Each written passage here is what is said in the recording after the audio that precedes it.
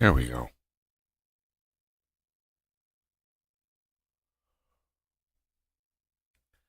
Get YouTube warmed up here. Get the engine running.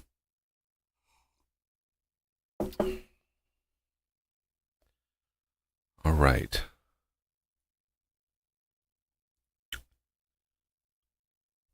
A few things to fix today.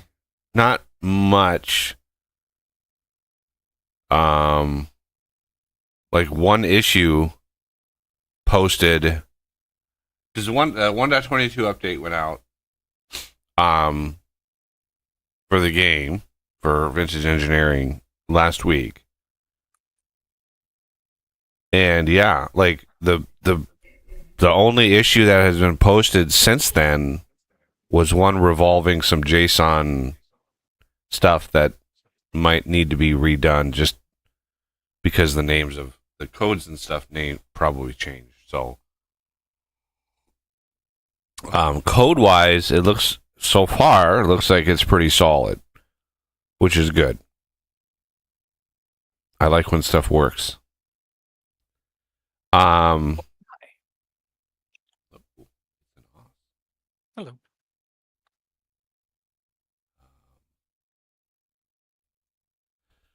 So yeah, if the only major bug for the new version is a few JSON mismapped stuff because they changed the name of stuff, then I'm riding high on that because the update for the mod changed a lot. The entire pipe network system completely changed. So if JSON is all my problems, then I'm good, doing good so far. That's a pretty good release. Pretty solid, if you ask me. Okay, so I don't know why I didn't see these errors when I was booting up in the test world, right? In last week when I was booting it up. I have dev mode enabled, which prints out any errors. Well, these are printed as warnings. Probably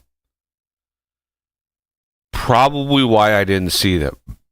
They're not listed as errors, they're just listed as warnings, even though it's an error. So we go to Vintage Story Assets Survival. Okay, so the first one is failed resolving a block's item drop or smelted stack with code plank aged acacia and VE sawmill recipe. Okay.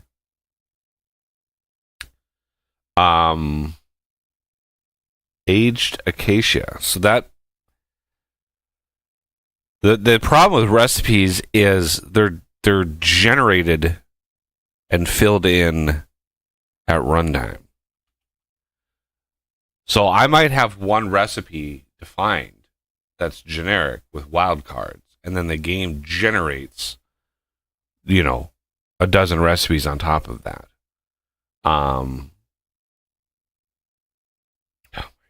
Let's see.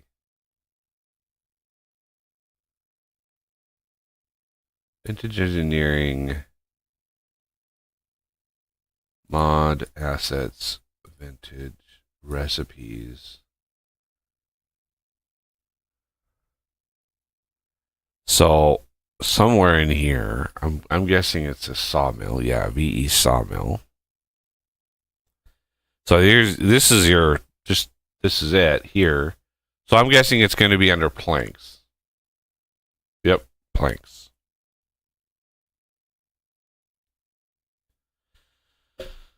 Okay, failed resolving blocks item drop or small stack called plank aged acacia. So somewhere in here, plank aged acacia is not a defined type of.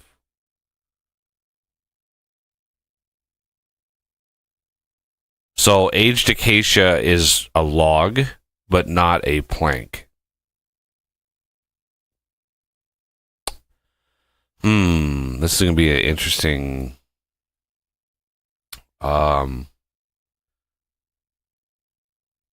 so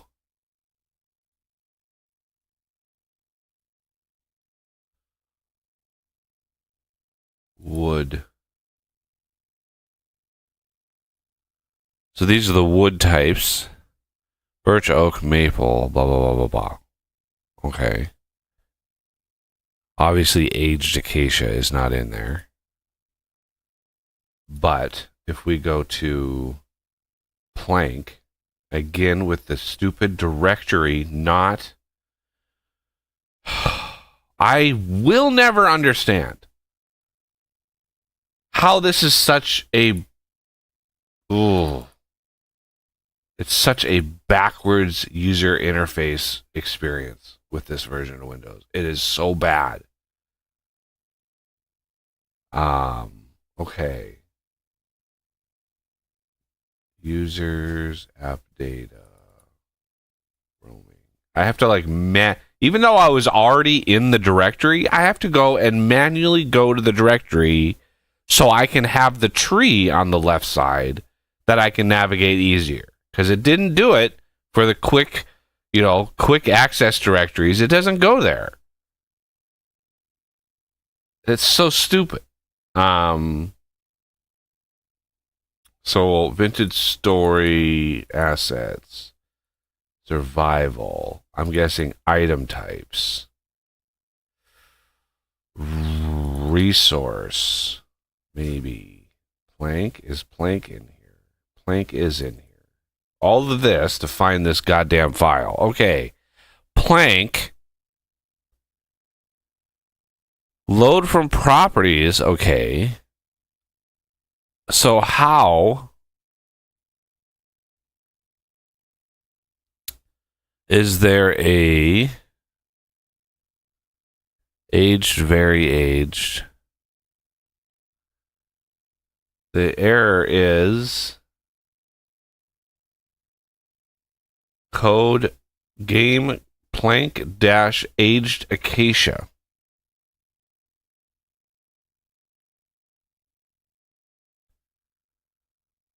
I mean, aged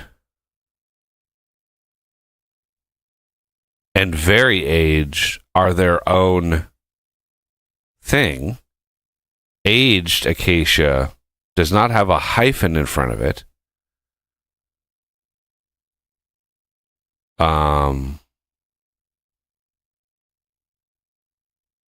And the other one is load from properties, which is the file I was just looking at.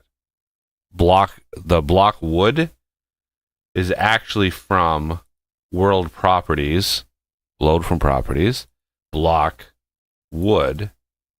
This is a file I was just looking at. There's acacia.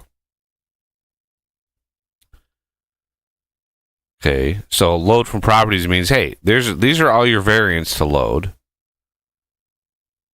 And that's what this load from properties does. Is it brings all those in, adds them to the states. This sets the state. So where's aged acacia planks? Well, obviously they're not defined. That's the error. So I'm not seeing them there for a reason. But if we look at log block wood typed log,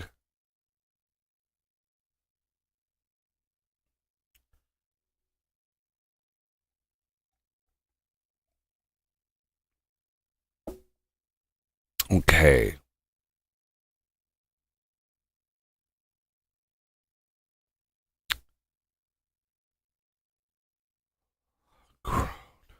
Aged acacia. So it's finding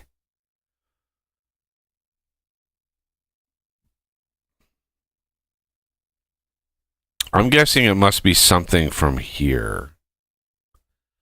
Aged acacia planks. I'm trying to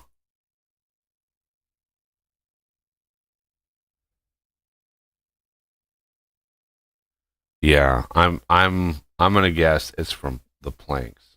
Okay, so here's the planks file. Holy Lord. Yeah, look at this.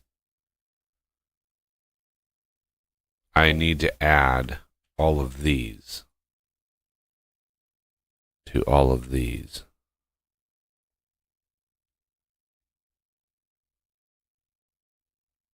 Did you catch that somebody said hello a while ago? Hey, Merzak, how's it going?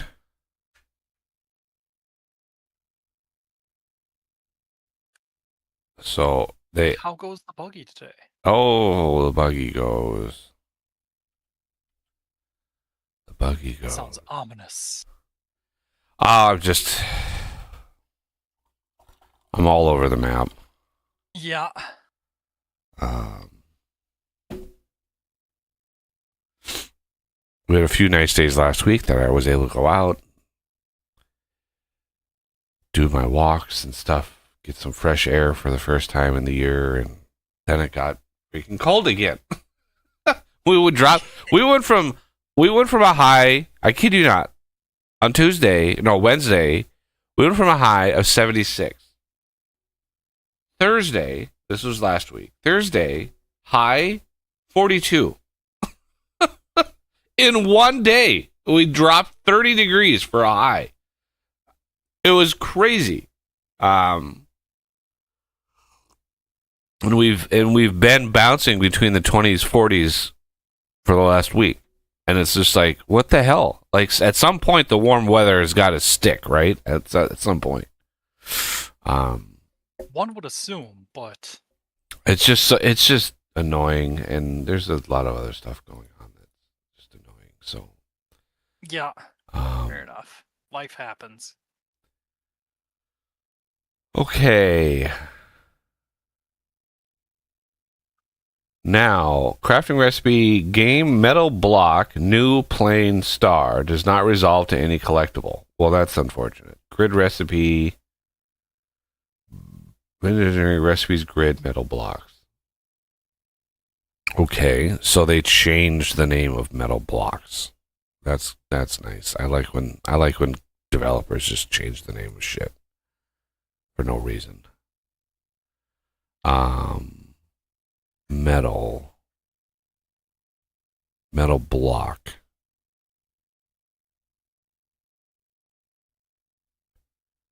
Open. We can close planks. Okay, skip. Ooh, look at all those skip variants. Oh, man. Okay, new corroded, plain riveted. And then here's all of the skip variants.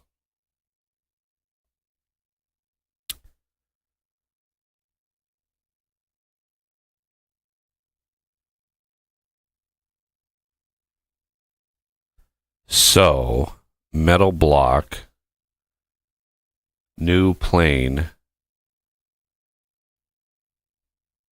does not resolve to any collectible. What? I'm looking right at the definition. Grid recipe, grid metal blocks.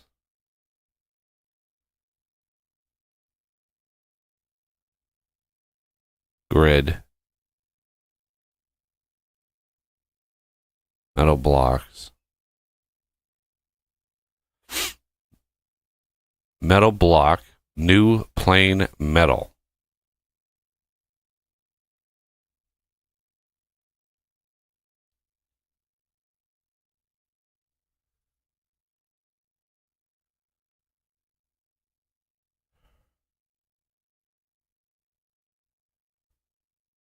I'm looking right at it.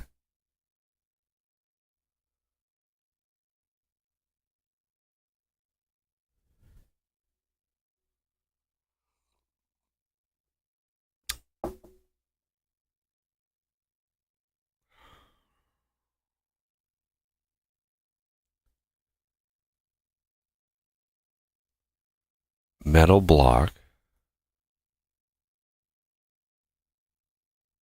new plain star.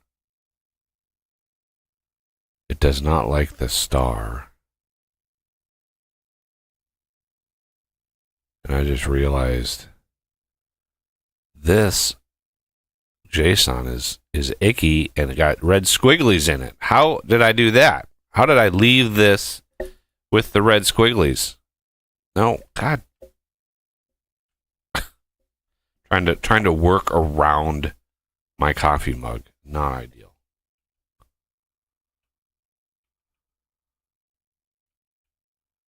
There's got to be a simple plugin out there somewhere that just is like, hey, put quotes around all the squigglies. If you got an error that is, hey, property keys must be double quoted, it already knows. It already can seek out and find the tags that need to be double quoted. How about you just add a feature that is like, hey, double quote these, right?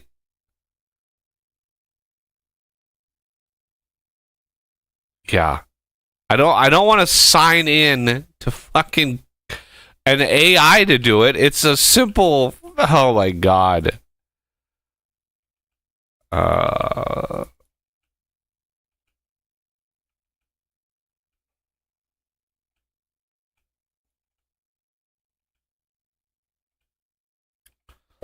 Okay. Now I can start from a place where my brain isn't distracted by all the red squigglies. I don't know why none of the JSON is well formed in this game, but it's really frustrating because none of it is. There's not a single JSON file that actually looks like this in VS Code. I don't know why.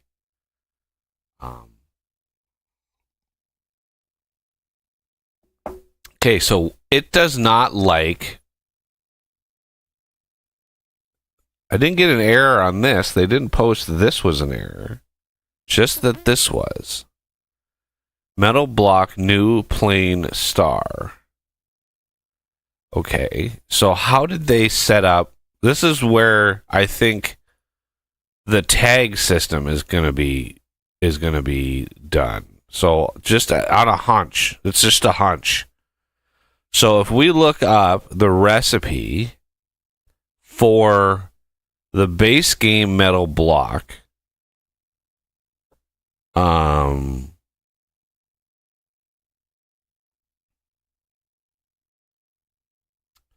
name metal.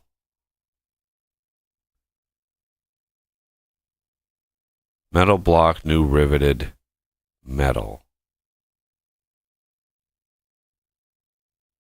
New plain metal.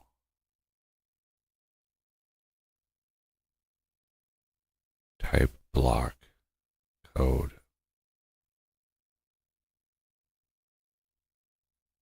Metal plate.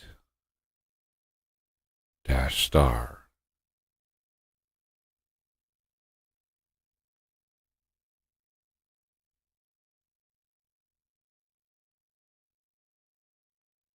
I'm not seeing anything in here.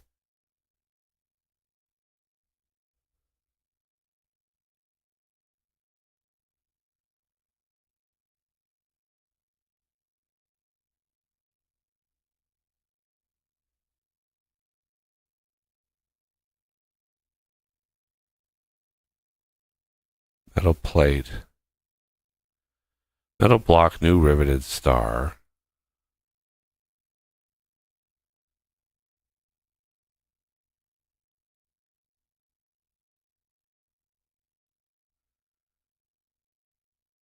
Metal block, new plain star does not resolve to any collectible.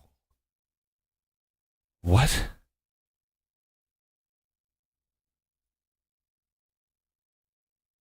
New riveted. Plain. I guess it's skipping all the variants.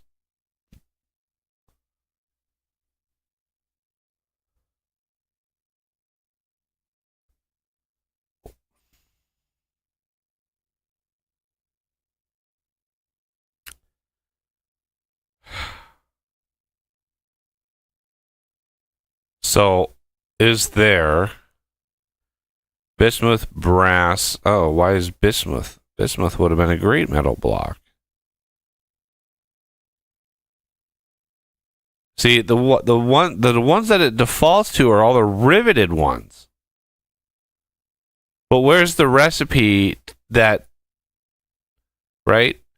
All the metal plates here, where are the rivets? If the texture shows rivets in it, where are the rivets in the recipe?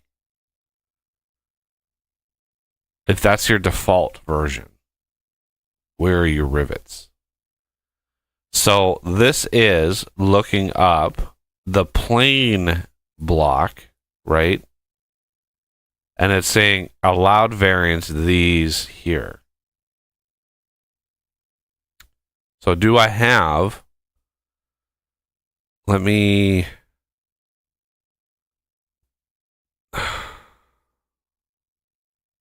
can I just, whatever. I don't want to split. I want to, there we go.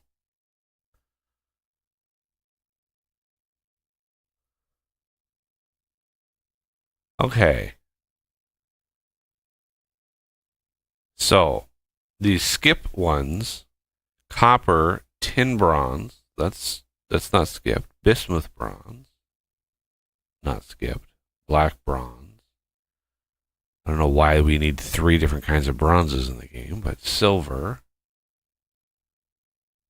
gold, iron, lead, and steel. Those are all not being skipped, right? So those all should exist.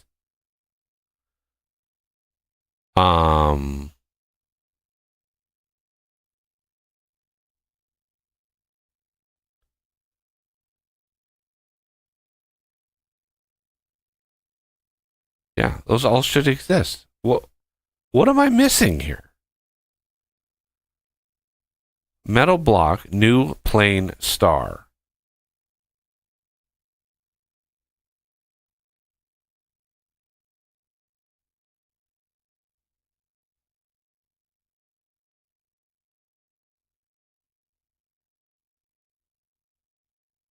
Okay, well, I am going to have to test myself because either the game is throwing an error for some reason that doesn't make sense.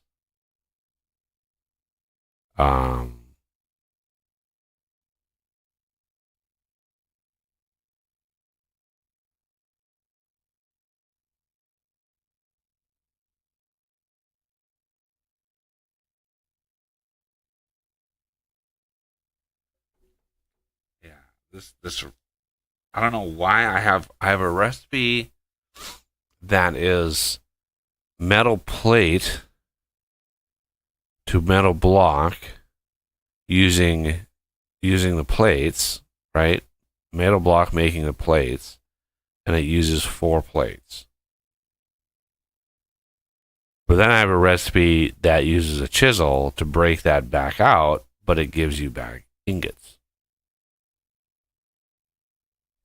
And it gives you back more ingots than you put into it because the metal plates the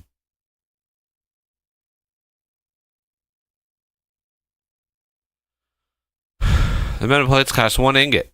So you put 4 in, and you can get 8 ingots out. So this is a bad balance. I'm really surprised no one has found this yet. It's a way to dupe metal. I don't know why I have a version of this that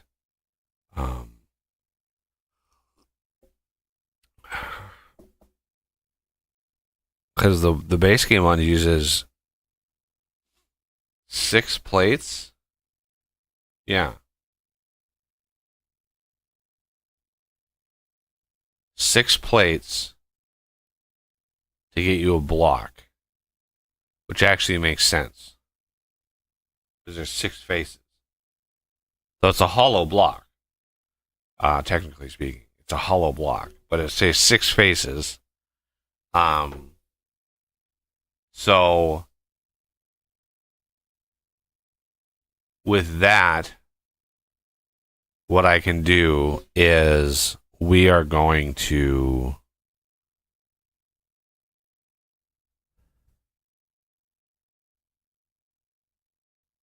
new plain metal.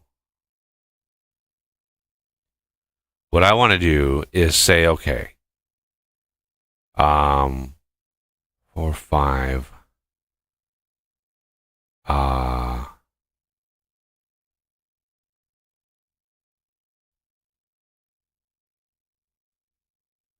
because there's no way to make the plain version of the block, and this is my main issue with it. Metal block, new riveted. Where's the recipe to make the plain version? Why can players not make that version? I had a fundamental issue with that. Like, why? Why can't you make that? So what I'm going to do here is I'm going to keep this recipe. Metal block, new plain metal. Item type, metal block, new plain starts not rounded collectible.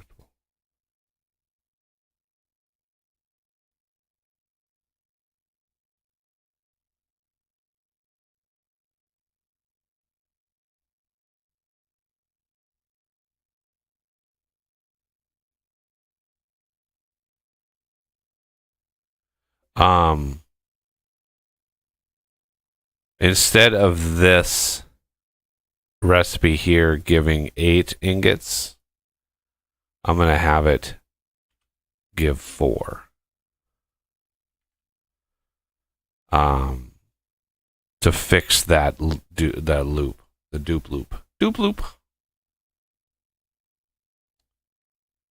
But that doesn't necessarily fix the error. I don't know how the error even exists. Metal block, new plain star, which I think is this pattern here. It's saying, I don't know what that is. It's saying it doesn't even exist. The item doesn't exist. It doesn't exist because it's labeled as an item. It needs to be labeled as a block because the game is not smart enough to say, hey, this isn't an item. Hey, does this happen to be a block? And do a search for that, or vice versa. So, unfortunately, yeah, that was an error. It's amazing what one little word can make in something so simple.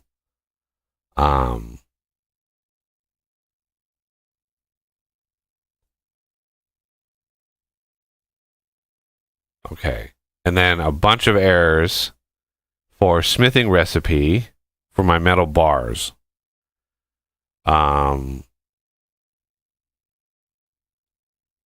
Rigid story assets. Okay. Smithing part. Smithing pipes part. Bar. No. Where the hell is the metal bar brass?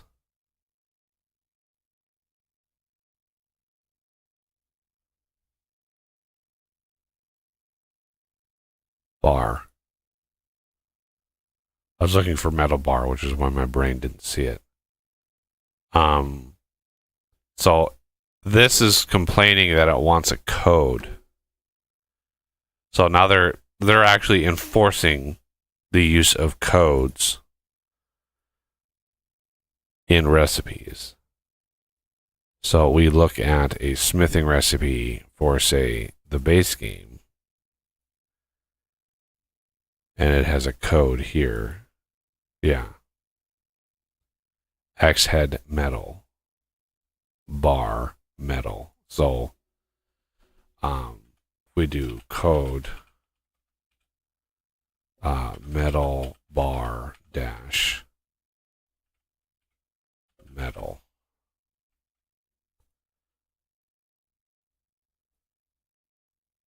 And this will automatically be in the vintage engineering domain. Comma. So, yeah, this is already like copper, brass, tin, bronze, iron, steel. Those are the allowed variants of the metal bar. And then we have to give it a code because it's literally, it says for 1.23, which is the next version, all smithing recipes need to have a unique unchanging code. So apparently,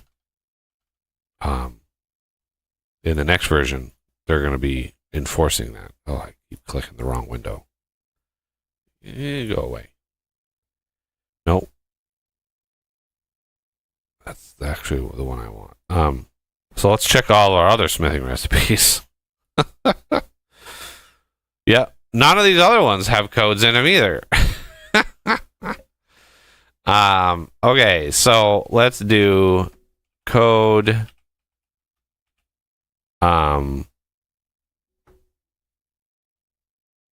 VE press mold dash metal, comma, copy, save. Okay. And then let's bounce between these here. This is going to be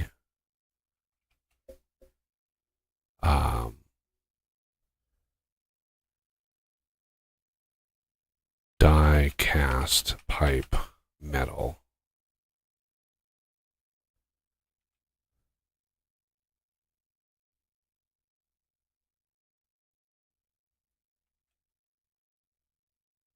Why is this one way? Why I started over here? Now I'm way down over here. Die cast pipe metal. This one is die cast MV. Die cast MV metal.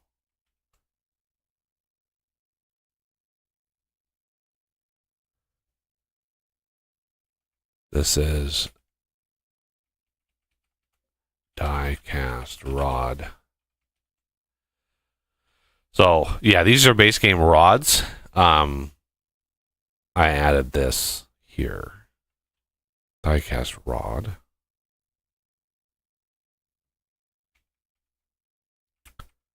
VE press mold plate.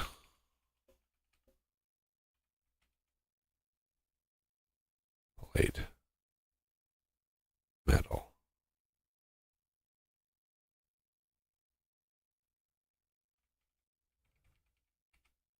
VE press mold. Nails. Metal.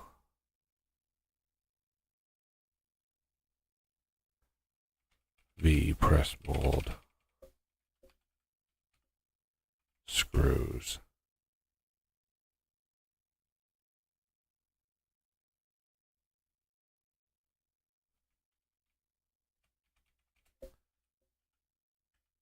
Saw blade. Metal.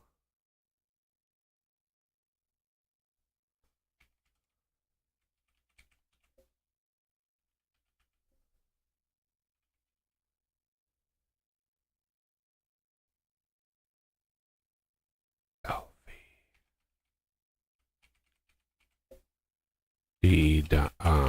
Die cast dash LV.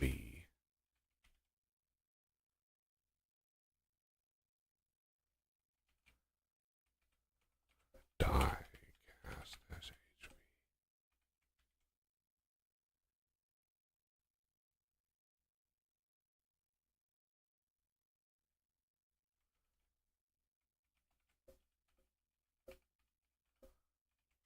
bar. Okay.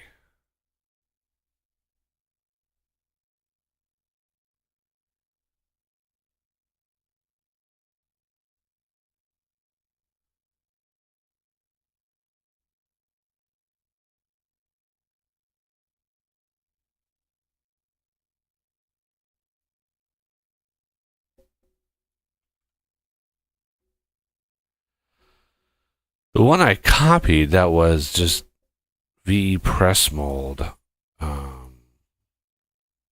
Plate.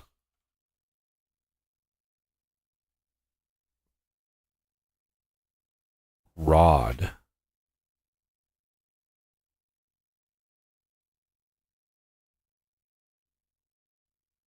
Hmm.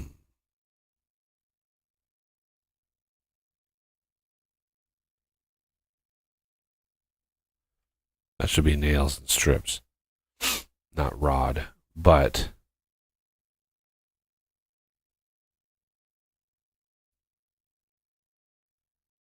because the one I copied was, I think, this one. Metal bar dash metal. But then I I brought all of these in and I looked at them and I just, am I a dev? I am not. I wish I was, but my project is Vintage Engineering, the mod, and 12 other mods for the game. But yeah, Vintage Engineering is my main project. But I'm the dev on Vintage Engineering, and we are working on Vintage Engineering.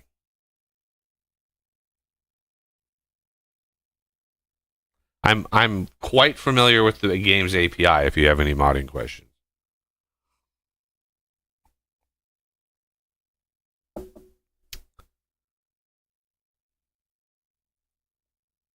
Okay, so pipes, we can do a code for these. Pipe fluid metal.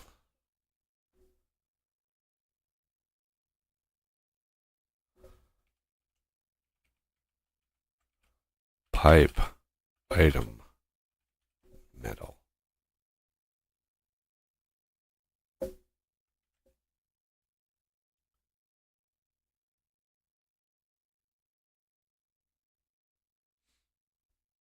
Yeah, I don't know how to help you there.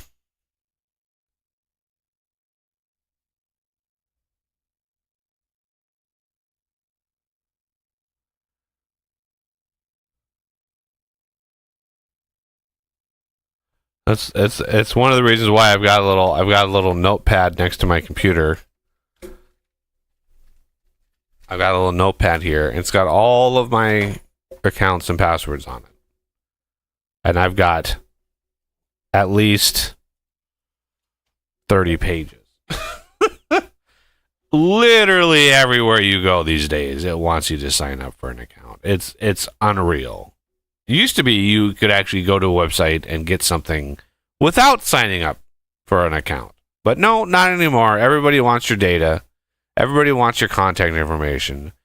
Everybody wants to sell you some shit. So yeah, now you have to sign up for everything. So I just started writing. I don't have a digital copy. I don't have any of these in a digital file. They're all on paper because I've seen way too many times and too many of those services that are eventually hacked that I don't want to deal with them.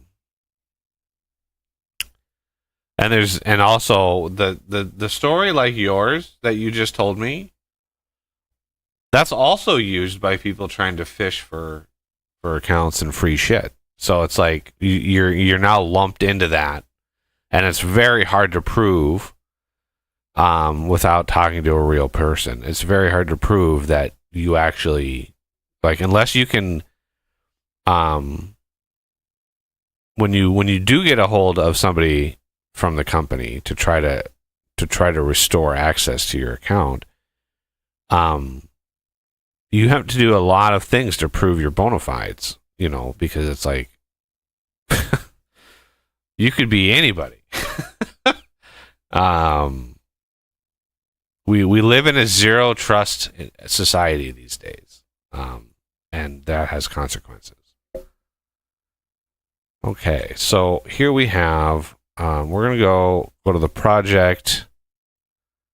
We're gonna go to package. We're gonna bump the version, which is what I always do after I put out a new release.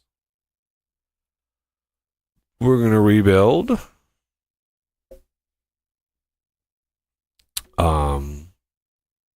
I do need to update my Visual Studio. I'm resisting because I really don't want autopilot, and I just don't want to deal with that shit. Okay, so Farm Survival has got some shenanigans we need to worry about. Lots of shenanigans, like a lot. They changed a huge amount of stuff with animals and stuff. Like huge amount of stuff.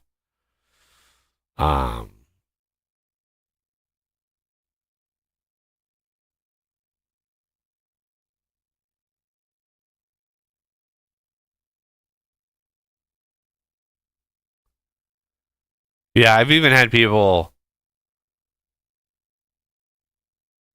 reach out for tech support because they're having a problem with their game or with the mod.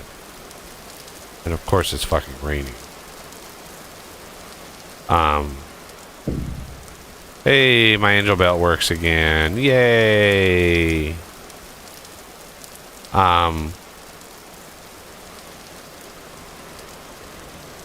But yeah, I've had people reach out for try to get support, and they're using a damn pirated copy of the game.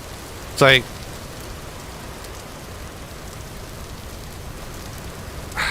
I just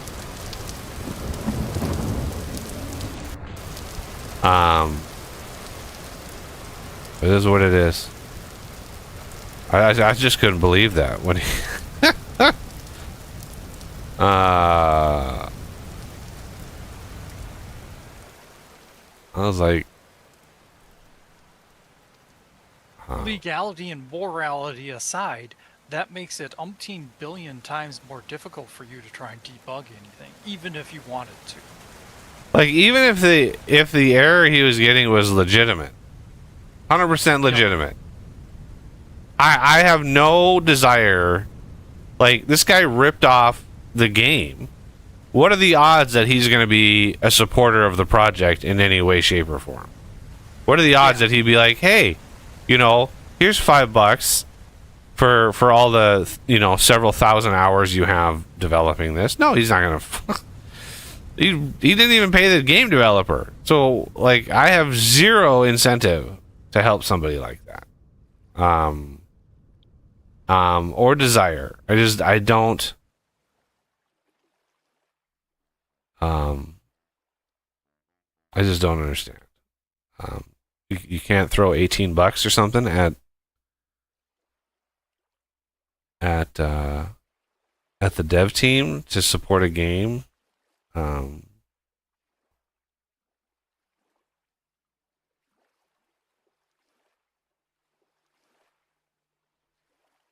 I see a sweet oil geyser. Yeah, boy.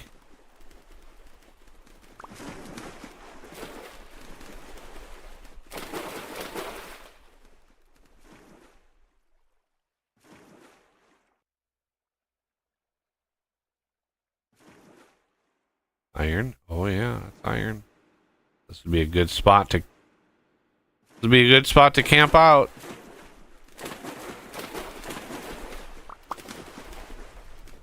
My inventory is filling up with random shit. I need to do a bunch of tests on this anyway. So we are going to. This is actually the perfect spot to test the pump and all of that kind of stuff. All right, how much shit is floating in the water? I hear it. There it is.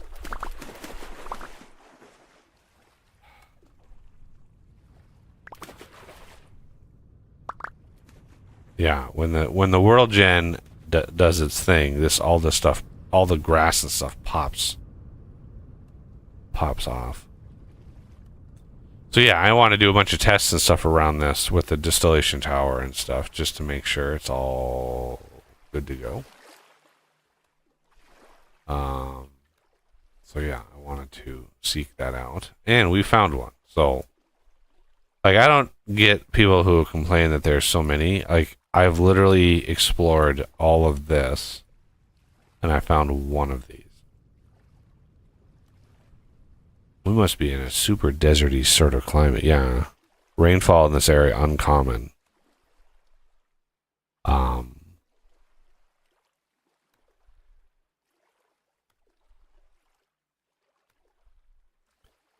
So we need to get ready to do some tests eventually. Not today, probably.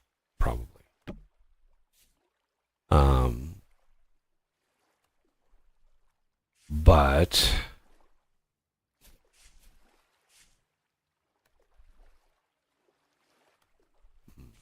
yeah. So let's back out.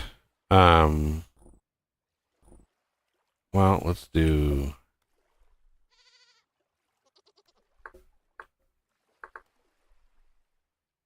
wire. So electrical wire,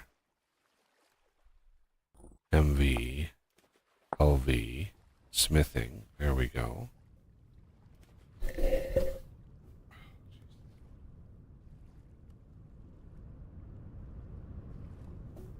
Um,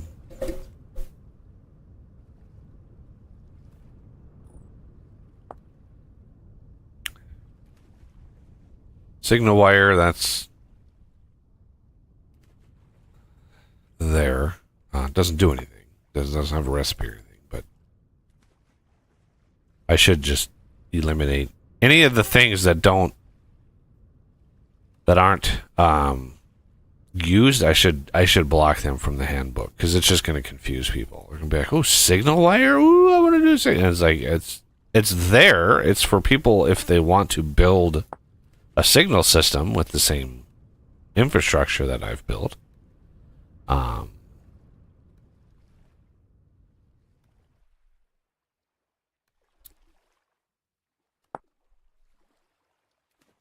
Draw die, steel wire,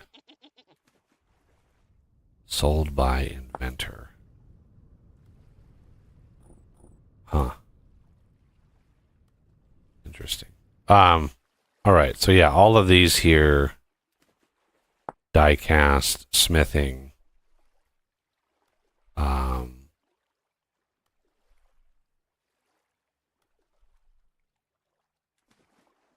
Okay. That's good to go. I should be able to save and exit gracefully.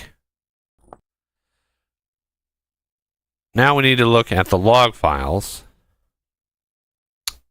And we're going to data, logs, server debug, main, client debug, and main.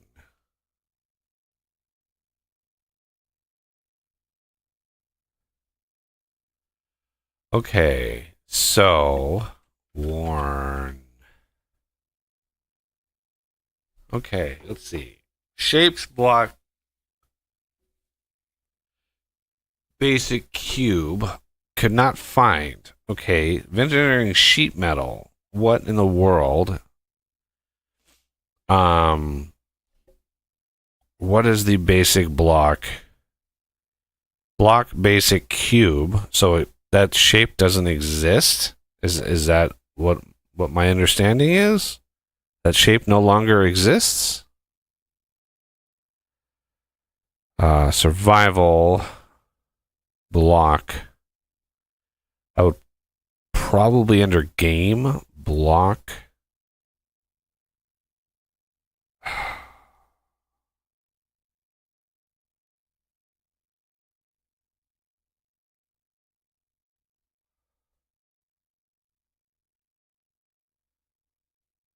Okay, so let's see if we can find just a generic block.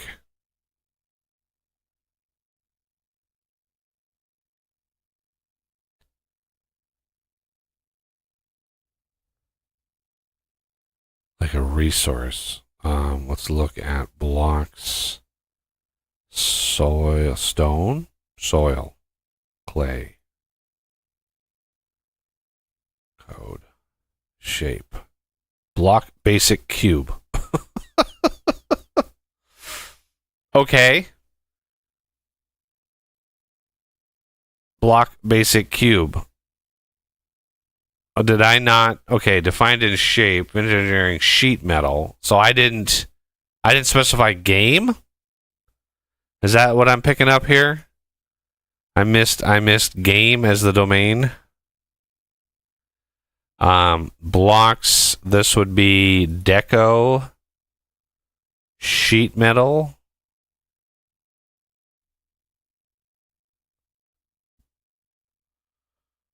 Oh my god.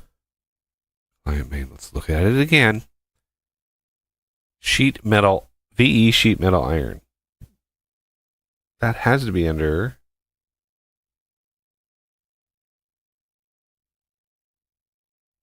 multi-block, maybe. Yeah, there it is. Sheet metal.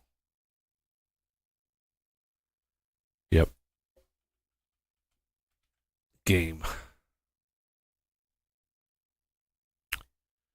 Okay. Next. Now find required shape. Shapes item resource crushed potash is a sawdust recipe. So now what?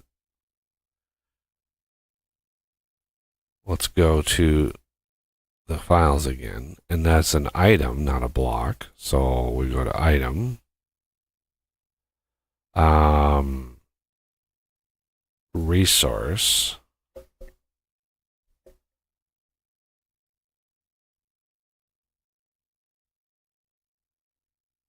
Crushed potash. Shape.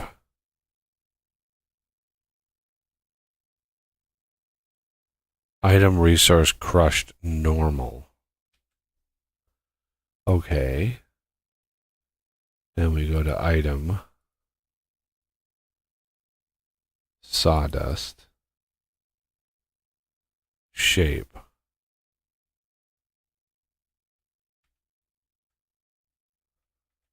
Crushed.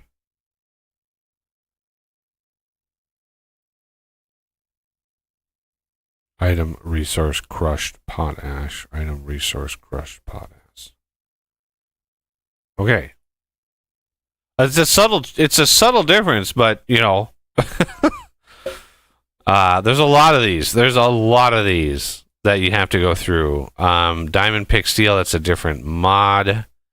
Obviously, the texture is not found, so I'm gonna have to look at that. That is in the Flexible Tools mod.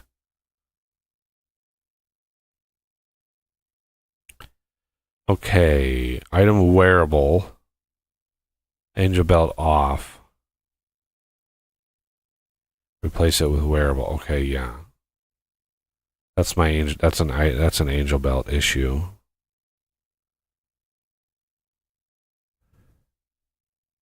Weather sim for region is null. No idea what to do here.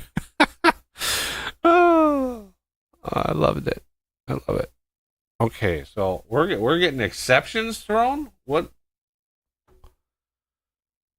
Oh, the visible meteor mod, has that been updated? Visible meteorite particles, or visible meteor particles, whatever that mod is called. It's such a fundamental mod.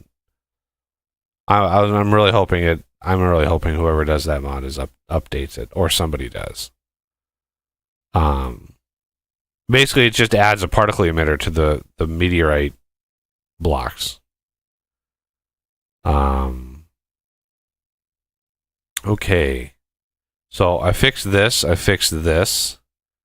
These I'll fix. That's a different mod too.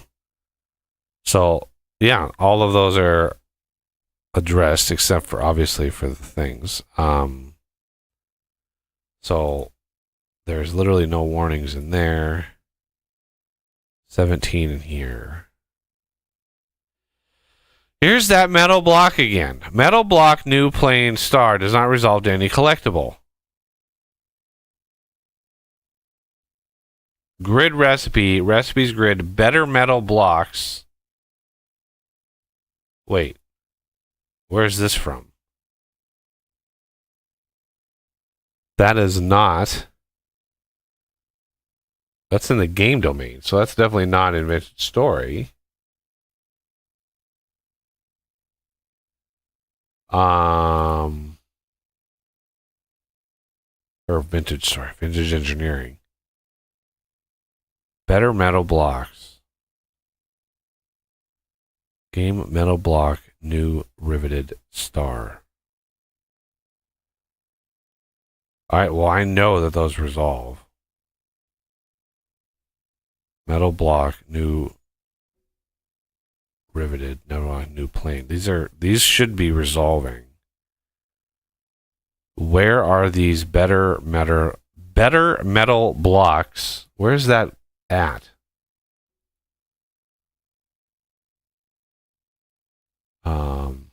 Recipes, grid.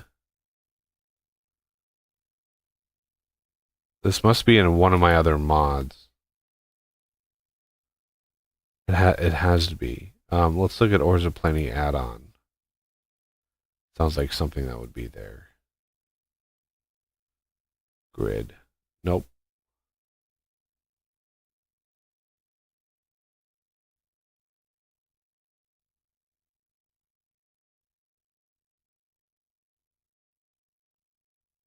Orza Plenty. I doubt it's here, but no, there's not even any recipes.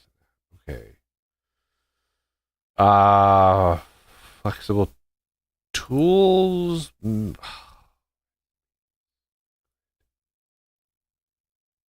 So the only other one would have to be Buggy's random changes. Sounds like a random change to me. Let's look at recipes, grid, better metal blocks. There it is. Yeah, Jesus. Yeah, the latest update to VS Code also, the enshittification begins. I mean, it's just, do you trust this directory? It's like, what? Now we're trusting directories?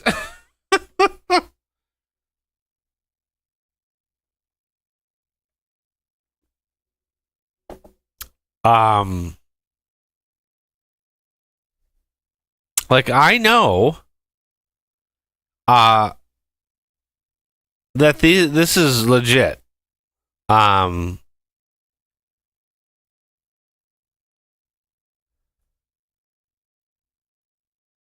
Unfortunately, this whole file has got red squigglies in it, which annoys me. This is a very old file, by the way.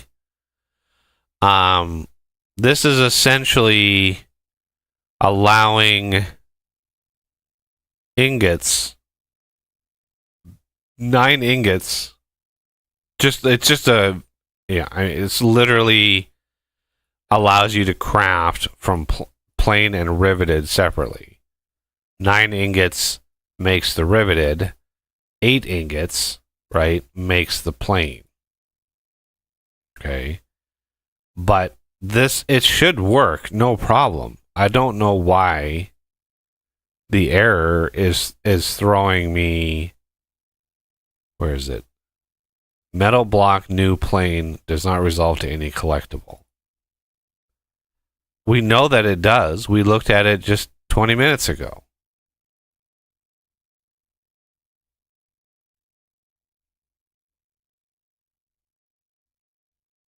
It's classified as a block.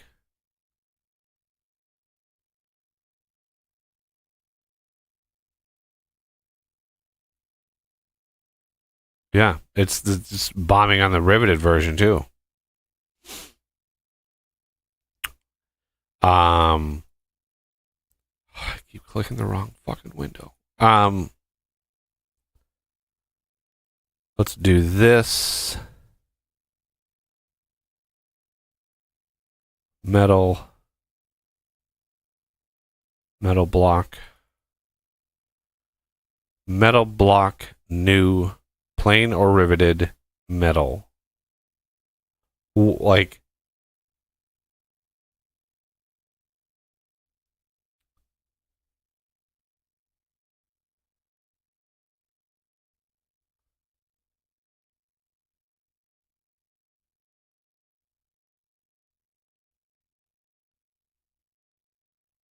okay, let's close that window. And we're going to close this one.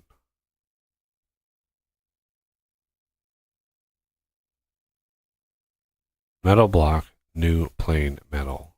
Metal block, new, plain, metal.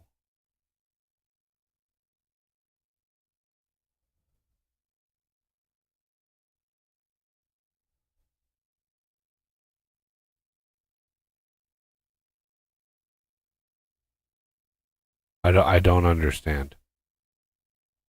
I don't get it. What is it? Why is it not telling me any more information? Does not resolve to any collectible. That's because there's a star. Right? There's a star. There's a reason why there's a star. It's a wild card. Like, why are the recipes suddenly looking at this going, this needs to be exactly what it needs to be, when it's obviously a wild card? Is there a bug in the game's code? In the API code that's detecting wild cards wrong? We literally looked at the base game recipe for making the metal thingies. Metal block. Okay. There's a wild card. So why is it saying, I don't know what this is? Oh, again with the block. I just saw it. So the error is not, the actual reason does not resolve to any collectible.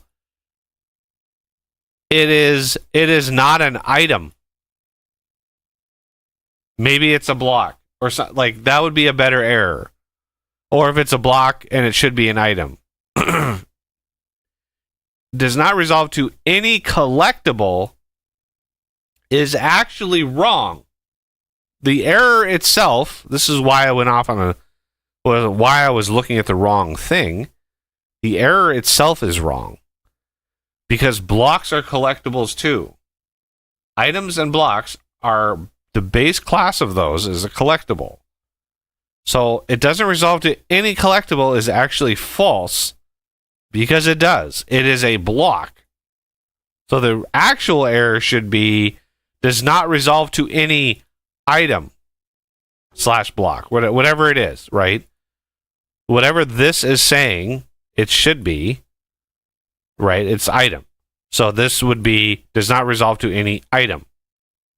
If this said block and it was an actual item, that means it didn't exist because it was an item, not a block. Then that would say, does not resolve to any block. Because that would be the clue of what it is. Does not resolve to any collectible, to me, says it doesn't exist at all, which we know it does because we just looked at it.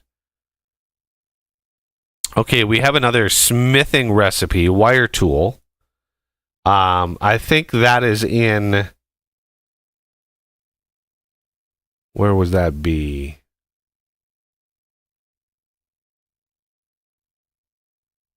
That would be under the, possibly the game domain, yeah.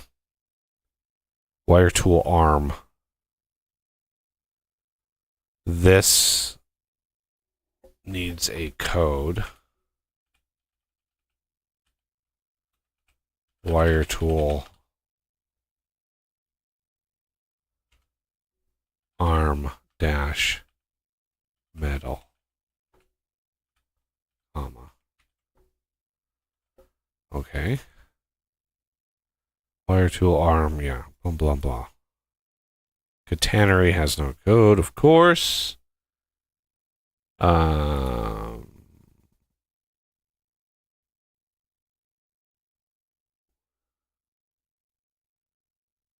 That actual recipe is under smithing catenary. Like the item is defined. This is LV wire. The item is defined as a game. The item is defined, but the actual crafting recipe for the item I added in Vintage Engineering.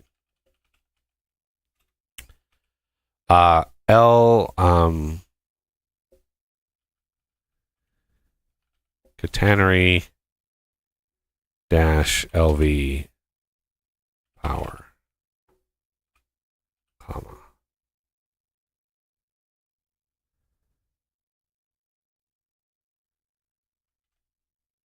Okay.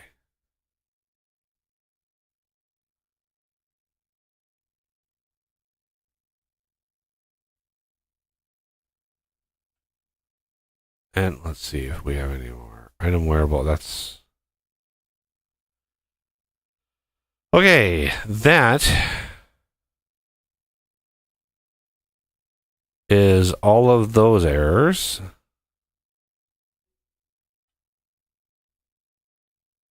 So, yeah, the only thing left on this file is all the malformed JSON. It's so ugly, all the red squigglies. But that's 5 minutes of my life I won't get back if I try to fix that. Yeah, all the Vintage Story JSON is it's just full of errors, and it's like they obviously don't use VS Code. It's obvious to me that they don't use VS Code for editing their JSON files. Because if they did, they would fix this. Because this is as a programmer, when I see like errors, like blah, here's a bunch of errors, I just the instinct is to fix them. And because every JSON file in the game is this way, it means that they don't use VS Code, or at least they must have if they do use it, they must have a plugin that just ignores the JSON that isn't right. A relaxed JSON validator, basically. Okay. No warnings in the client. Ooh. Yeah, the farm survival mod. Oh, there's so many problems in the farm survival mod.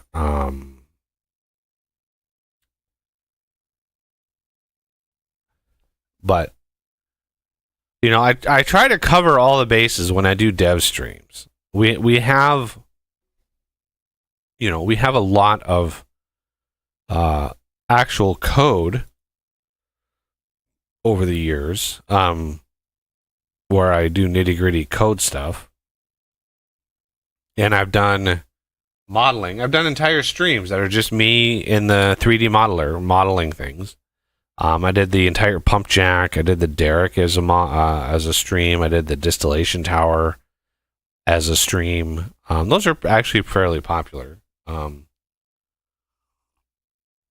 I never know what people want, but I try to cover all the bases just because somebody out there might be struggling with the JSON side of things.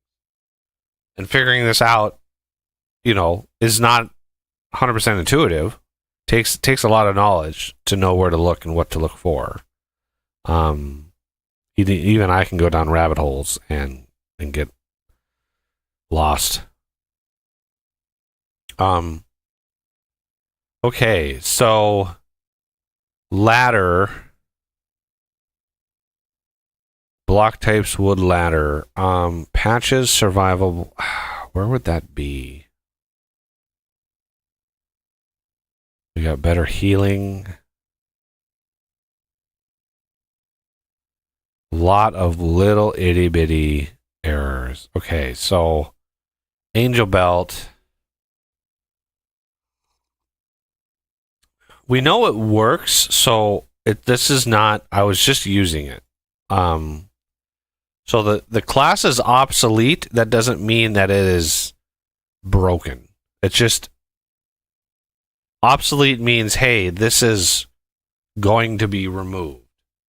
In the next version, probably. Obsolete means stop using this. Use this instead, and do it as soon as possible. So item wearable, right, is now just wearable because reasons. Okay, so that is all of the vintage engineering based errors, I think.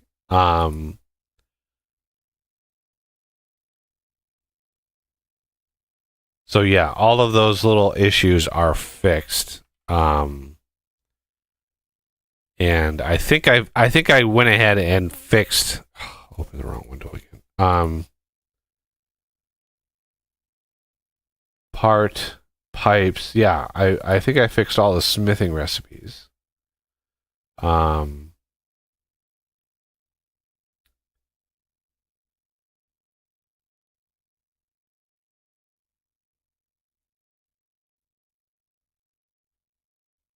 So we fixed issue number 80.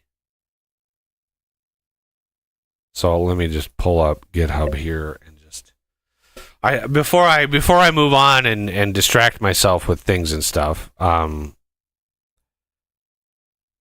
add codes to smithing recipes.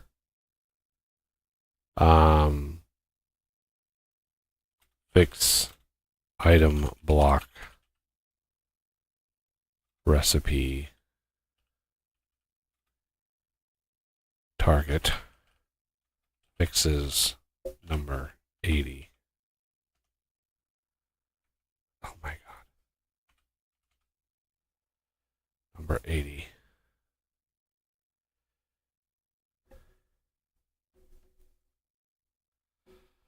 Okay, so that is those fixes. Now we need to go and look at.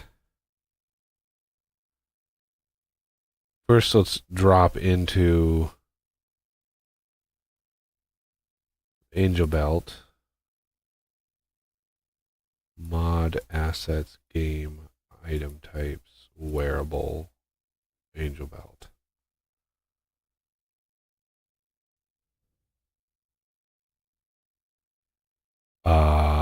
I need to look at my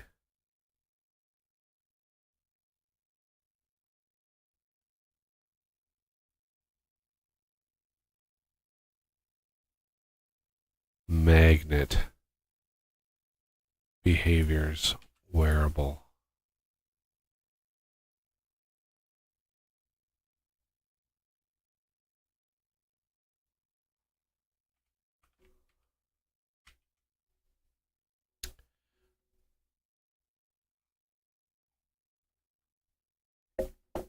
But now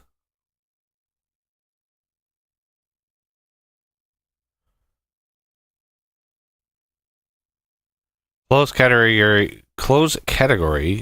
wearable attachment warmth. Wearable attachment close category warmth.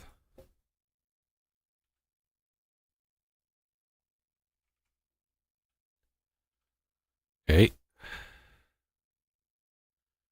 But the problem with this, we're gonna bounce. We're gonna close. Well, let's do a rebuild. Okay, and we're gonna close solution. I'm gonna open Angel Belt. Yeah, item wearable. Use collectible behavior wearable instead. This is just going to be wearable or item. item. Don't need all of these. Don't need all of those. I don't really need this anymore. Like, so yeah, you can see Tyrone pushed all the code into item wearable, right? I used to have a ton of code in here regarding the wearable thing, but then he made the item wearable. Well, this version, now the item wearable, this is how old this mod is. Now the item wearable is obsolete. Now it's gone into a behavior, into a wearable behavior. So it's like, it used to be none of the code was done, so you had to repeat a bunch of code, right? Which is why I needed the item, or this object. But then he moved it into item wearable. I was like, oh, like I don't really need this anymore, right? And now it's even more. It's like even crazier because now it's even more generic. So this is really not needed. I'm keeping it because I just trying to fix stuff like that is just there's a bunch of other stuff that happens, so I don't want to eliminate it. But I'm sure all the clothing with the wearable behavior, I'm sure all the clothing would be fine. So we want to do properties package 1.7.1.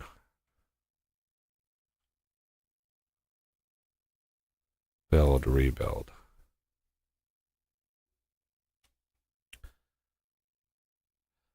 Okay. And then close solution. So that eliminated the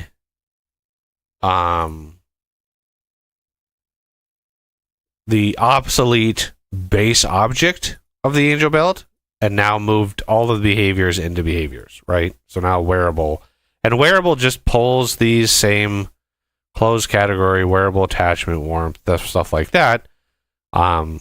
Basically integrates all of that already.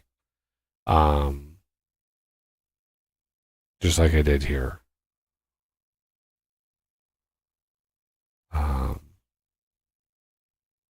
So that takes care of the angel belt update.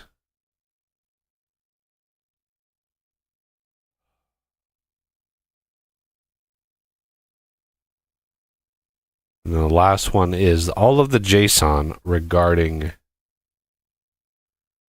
Let's do compress to zip. Angel belt 1.7.1. No, that's the backtick 1.7.1.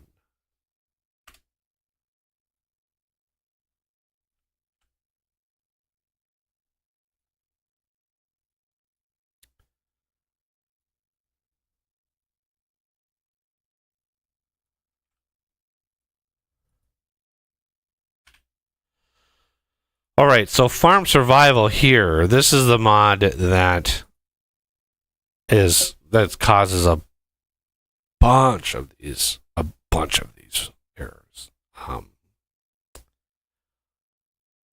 It's a mod I basically threw together just because I was tired of plants dying, and so it's just like, okay. So let's look at the JSON again. This is more of a JSON dev stream.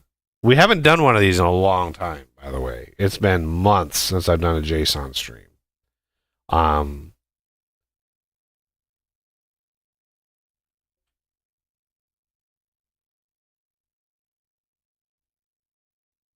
Okay, so we're gonna look at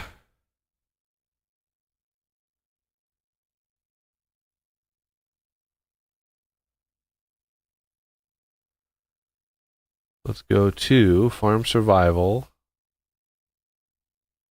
Where would this be? I have a miscellaneous mods directory, I think. Honey Press, Night Watcher, Simple Mods. There it is. Simple Mods. Mod, assets, game.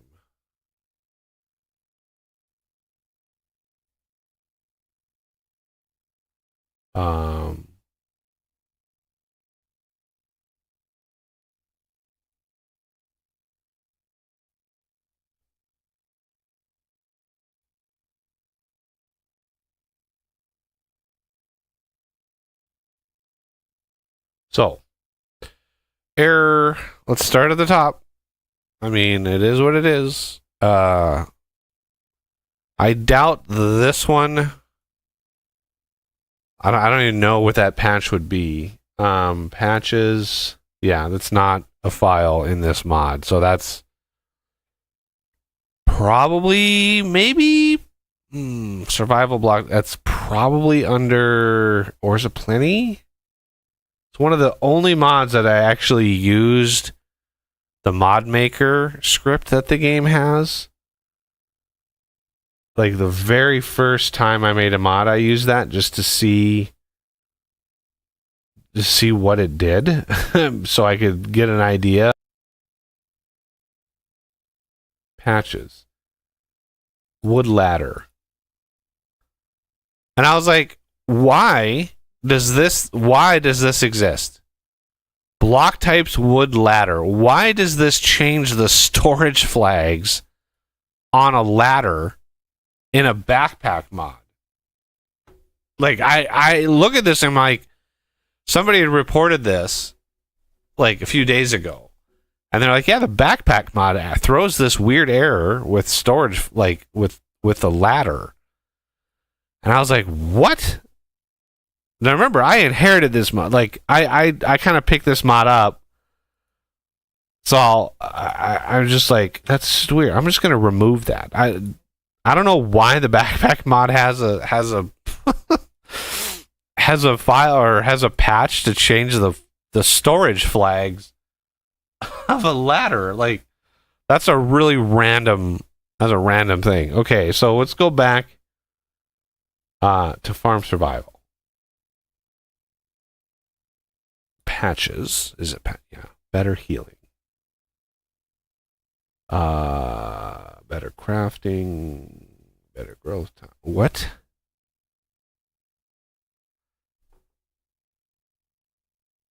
Patches. Better healing. Okay, this is not in Farm Survival either. Better healing. Where would that be?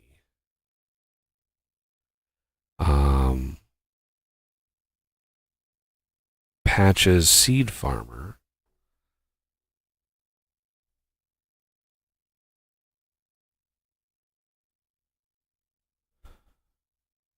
Where would those be? Seed Farmer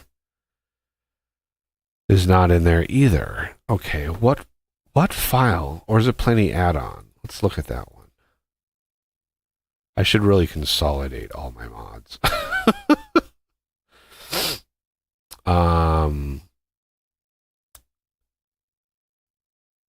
Fertilizer. No, it's not in there either. Okay, so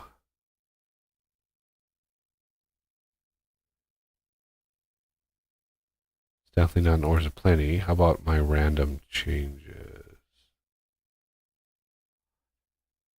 I mean, half the battle is just finding where these things are.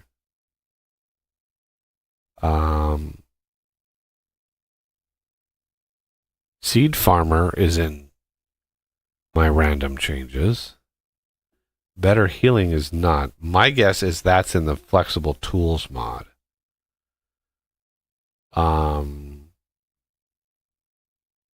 Mod, assets, game, patches. No. Where the hell? Where the hell is my Better Healing JSON patch file? Like, where is this file? So, Flexible Tools doesn't have it. Buggy's random changes Oh, there it is. Better healing. Yep, it was hiding. It was hiding in plain sight, everybody. Okay. So we already fixed this one. Block types with ladder. I just deleted that file. We don't need to change the ladder storage flags. I don't know why that existed, but it is what it is. They completely changed the ladders, right? So they added wood typed ladders now. So that's why the actual thing is the file block types wood ladder does not found because it's on our wood typed thing. You can now make acacia ladders and spruce ladders and stuff like that. Because that's what we need. We need more variants of shit to build up the blocks. Okay, so better healing. Let's let's actually look at what this does. Failed because of the supplied path. Nutrition. What? Nutrition prompts. Okay, yes, I am doing that. Saturation does not exist. So this would be under blue cheese, targeting cheese. So let's look at cheese. That would be under block types, believe it or not.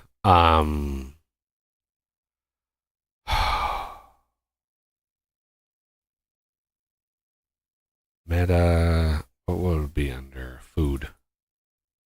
Cheese. Yep. Item types, wait. Item types, food, cheese. Okay, so it's not on block types. That's the cheese wheel. Item types, food, cheese.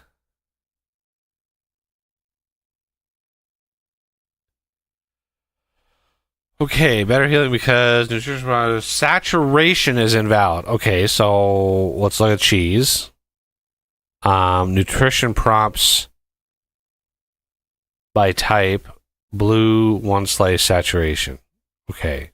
Attributes, nutrition props by type, blue, one slice, satiety, health, food category. So satiety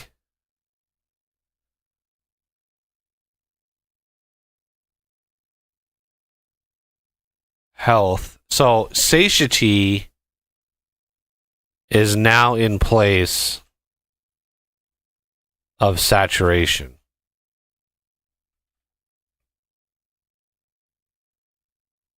Yes. Satiety instead of saturation. Why they would just rename something out of the blue like that? It doesn't hurt anything. Saturation, you could consider satiety and saturation to be the same thing, but whatever. Oh my god, I just, no matter how much coffee I pour, it doesn't seem to finish the pot.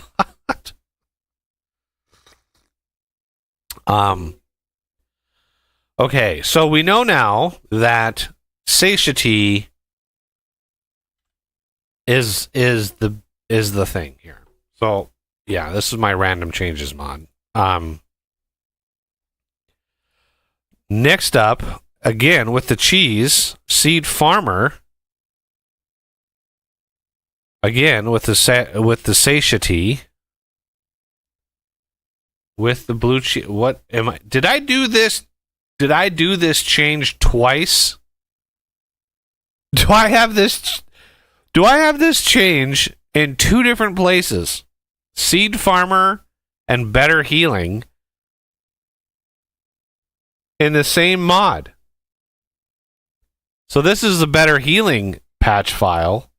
Here's the seed farmer patch file. Why would I have satiety? Drops. Yeah, there it is. Satiety. Well, the vegetable already had it. Satiety. There's saturation. So we don't need this at all because we've already got this change in the better healing.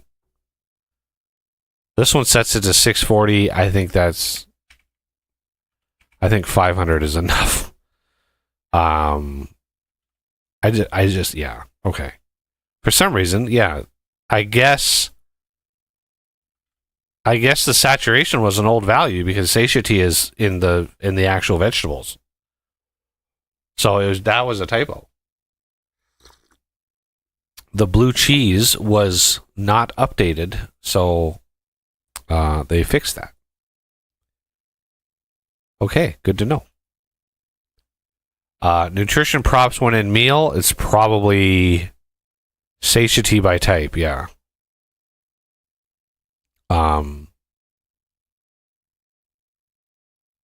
Now satiety by type, yeah. So that's actually mapped right. So yeah, it's worth more in a meal than it is just eating just a quarter chunk of blue cheese, which probably isn't that healthy.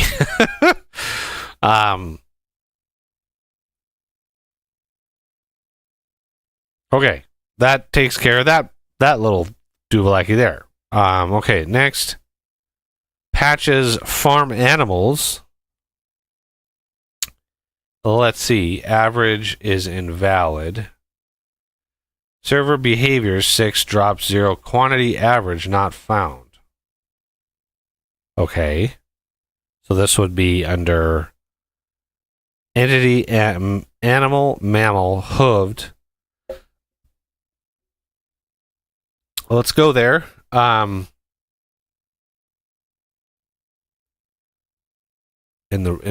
look in the right window.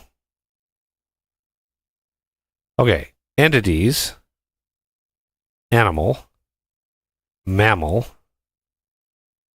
hooved, pig, adult, I think. Yeah. Okay, let's close cheese. What file is this? Farm animals.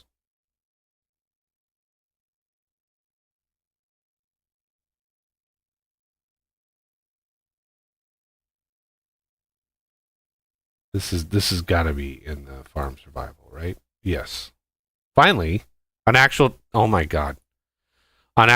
farm survival edit.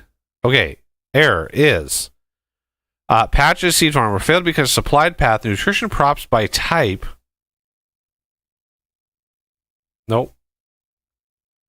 Server behaviors 6 drops 0 quantity average. I'm guessing that they redid the behaviors. So let's look at behaviors. Client. It's server. It's definitely server. Server behaviors 6 drops 0. Okay. Behaviors. Client, no. So we don't need client. We need server. Behaviors. And I can never remember if these are 0 based or 1 based. If we go 0 based, 0, 1, 2, 3, 4, 5, 6. I think it's 0 based because that's 6. Drops because this is harvestable. Drops. Okay. 0, again, reinforcing the 0 based array, which is the first item. Item, raw meat, quantity by type,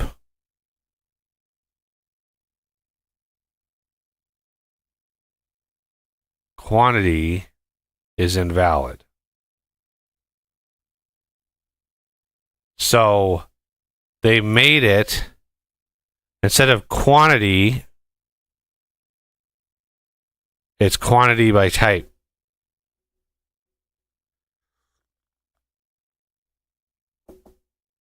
Because they bumped up the amount of meat you get from a Eurasian elder pig.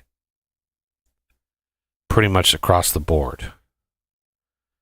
So we can close this, we can close this, we can go to farm animals, and let's check on pig adult right here. So this is server behavior 6 drops 0 quantity average. And it doesn't like this. So we can copy that. Oh my god, wrong fucking file. And go quantity by type dash star dash average. Because think of it when you're doing JSON like this, think of these as like directories. Every time you go into a directory, there's a bunch of other stuff, and you go into another directory and a bunch of other stuff. So every one of these, it's nested directories essentially. That's kind of the best way that I can describe it. So harvestable, right? Inside of that is a drops. Inside of that is an array of a bunch of things. The zero-based array, so 0 is this one.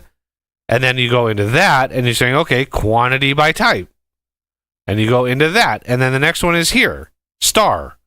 And then into that one, you go average. Right? Which is what I did here. Quantity by type, I had to add that.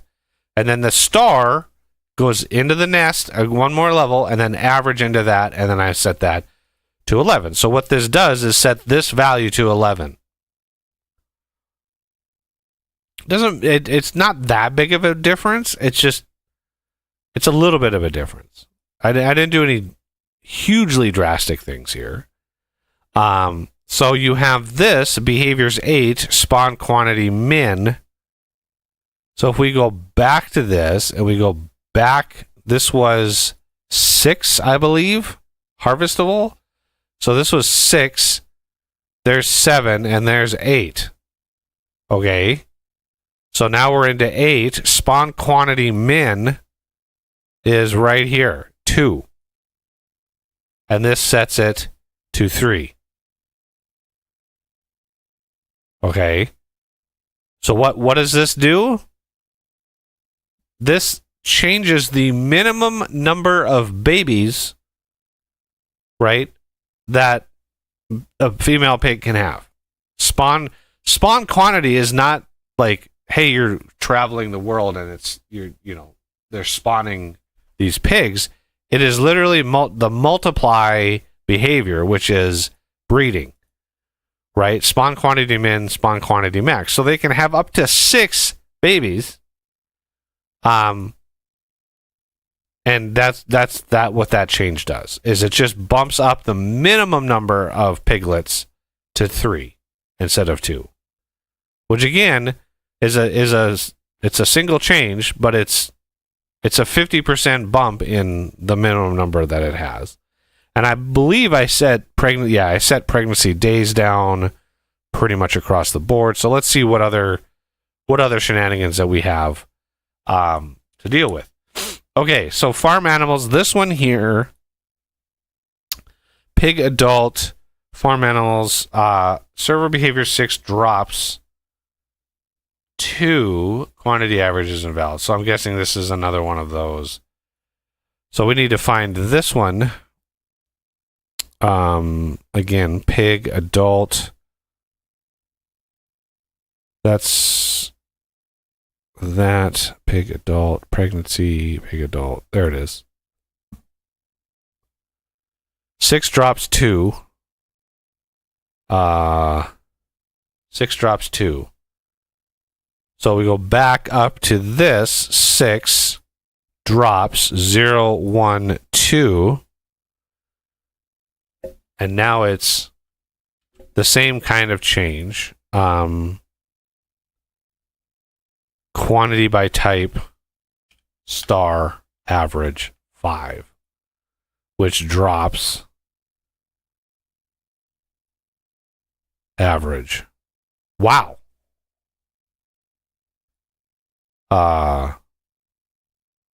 Let's reduce this to like 2. I think we had plenty of leather last time we played. Renegade was doing all the leather stuff, and we had a crap load of leather. Oz would kill the pigs, and then Renegade would tan the hides, and we had a lot of leather, so reduce that a bit. Hours to grow. Okay, let's look at 6 drops 2. Okay, so that is basically fixes that. Okay, so now we have farm nutrients in block type plant bell pepper. So that is it for the farm animals, which is kind of surprising because there's a lot of little changes in here. So I'm glad that was all that we had. Okay, patches, farm survival. Here, there's a lot of patches in here.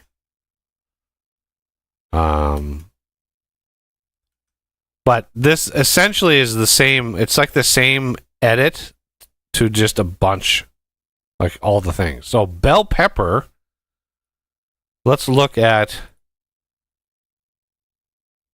what this actually changes. Block types. Okay, blocks. Plant.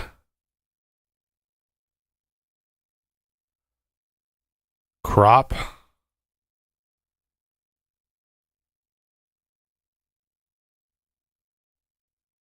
Bell pepper. Did they finally remove bell peppers? They did. They completely removed bell peppers.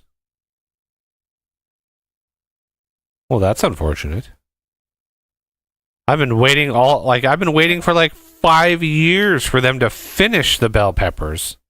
Right. And they just flat out removed them.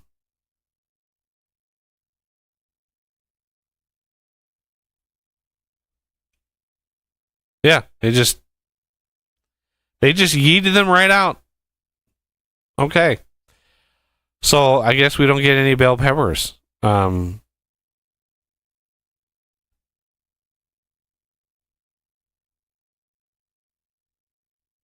Spelt, sunflower, peanut, pineapple, soybean, turnip, bell pepper. Sad. I was gonna make some bell pepper soup, so I guess no soup for you. No soup for me. Okay, so and then the berry bushes, and they completely changed the berry bushes. Now it's fruiting bush.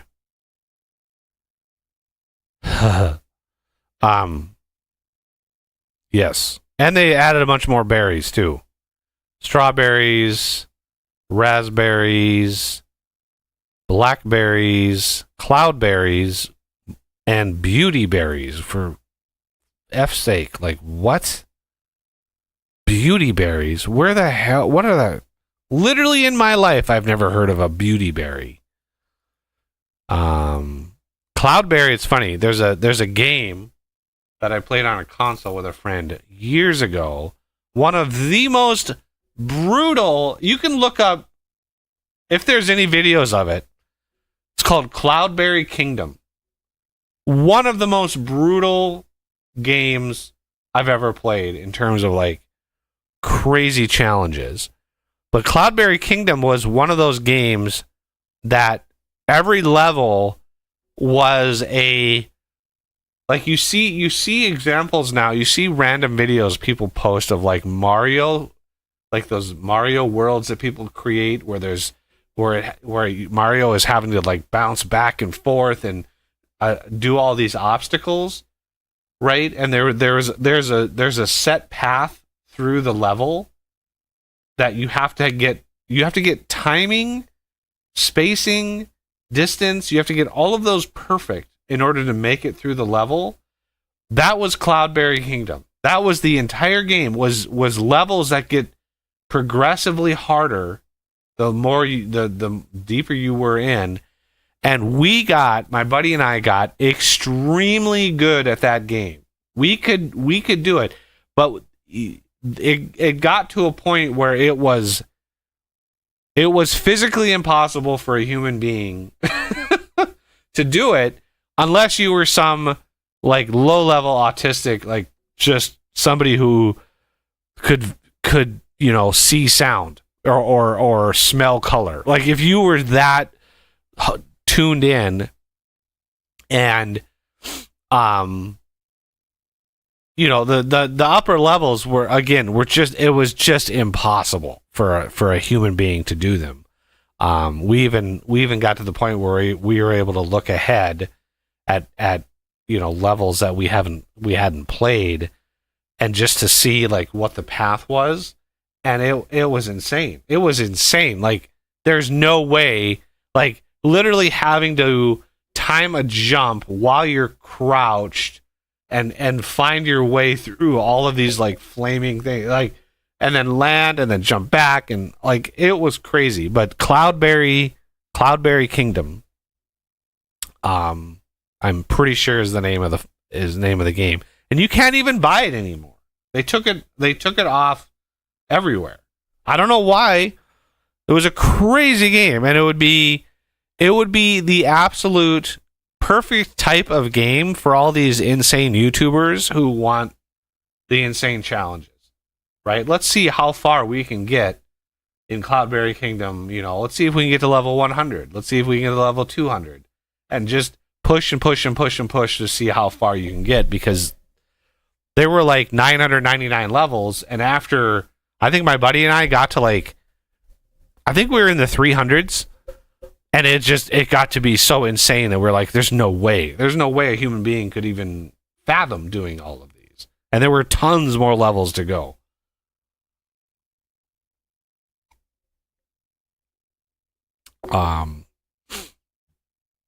But yeah, it was an interesting game. So if you want a crazy look at a crazy game that had a brief lifespan, Cloudberry Kingdom. I'm pretty sure there's got to be some videos out there of it. Early days of YouTube. Early 2010s would be where that game was at. But anyway, that when I see Cloudberry now, that's what I think of. Cloudberry Kingdom. I didn't know it was an actual berry. Okay, so what are we doing? I that was a tangent. Okay, berry bush.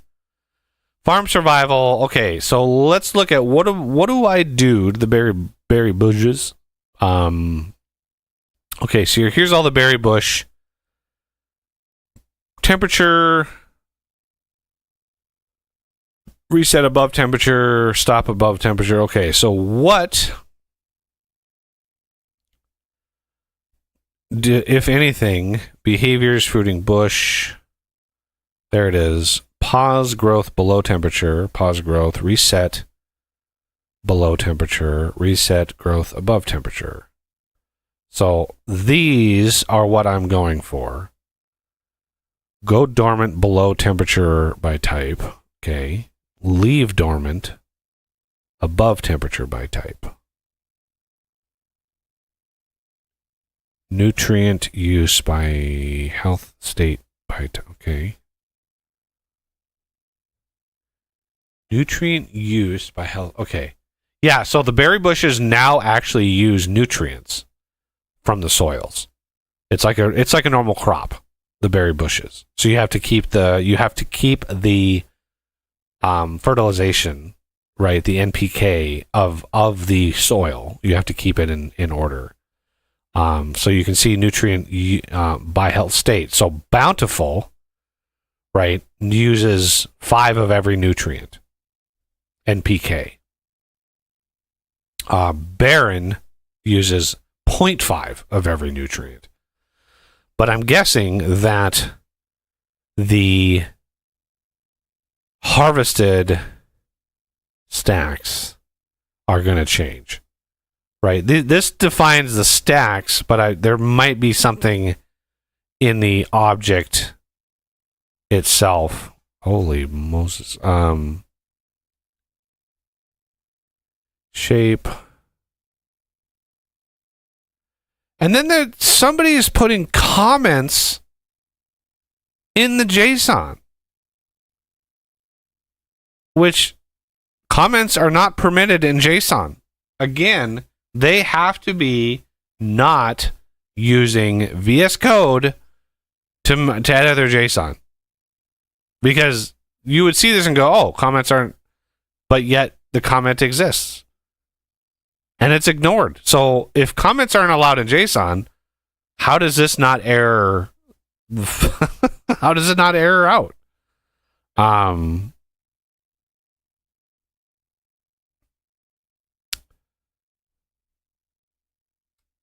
Okay.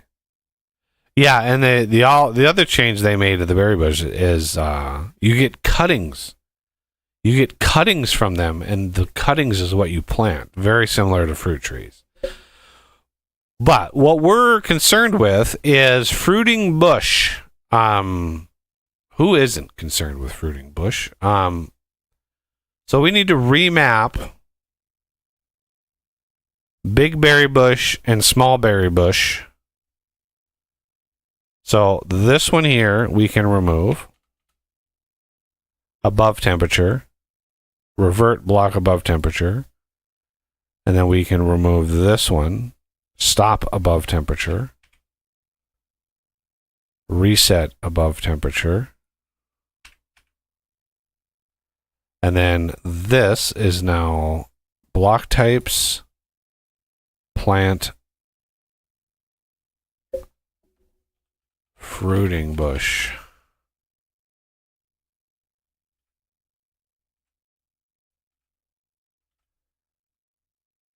Okay, and then we want to change reset above temperature. I just need to validate. Reset growth above temperature.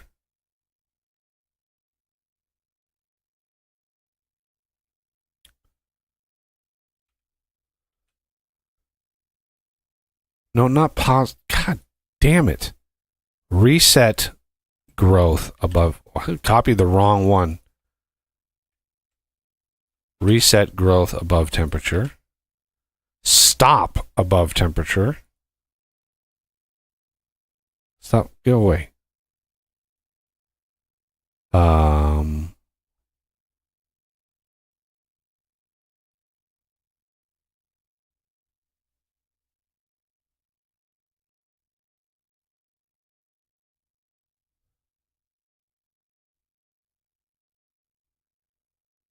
So I'm guessing that's pause.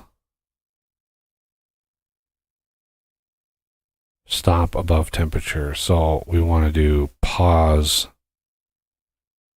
growth above temperature.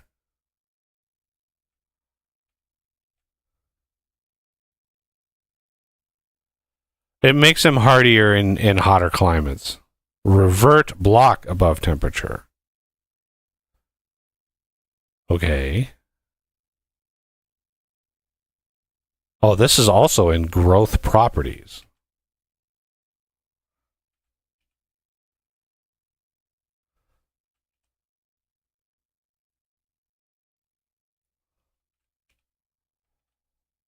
Okay. Now, this one is revert block.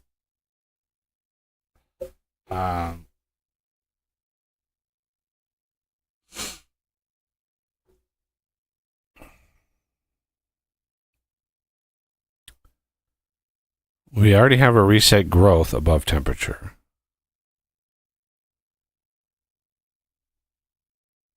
Leave dormant. That last one, revert block, might be superfluous. We probably don't need it. Pause growth below. Pause growth above. Reset growth above.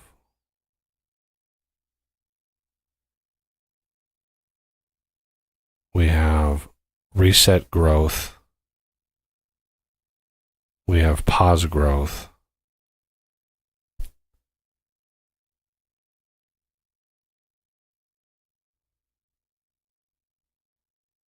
The cold side, I basically want to leave alone, but it would Yeah, it would be fine. Nutrient use by health. Yeah, I'm going to leave that alone too. So we could edit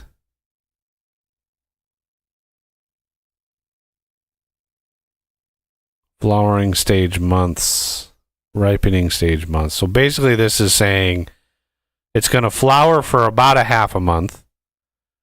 It's going to ripen for a full month. And then the ripe stage will be a month. So it'll sit ripe for a month, waiting for you to pick. It'll be empty a month. And then when you plant it, it'll take 3 months to grow. It'll take anywhere between 2 and 4 months to grow, I should say. And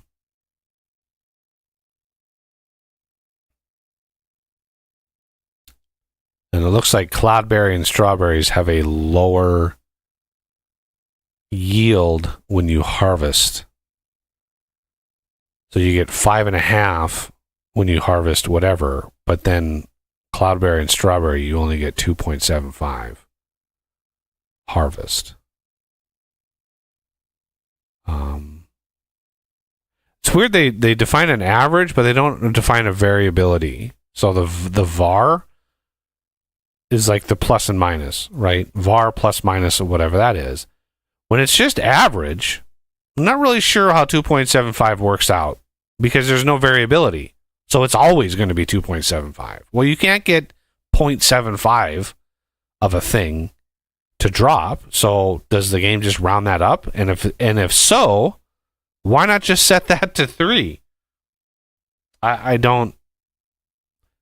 After all these years, I still don't really fully understand why that kind of thing is like that. But if you don't apply a variability to it, it's always going to be 2.75. And if the game rounds that up, why not just put 3 in there? Same with a 5.5. Like, there's no variability on that either. So is that always going to be 6?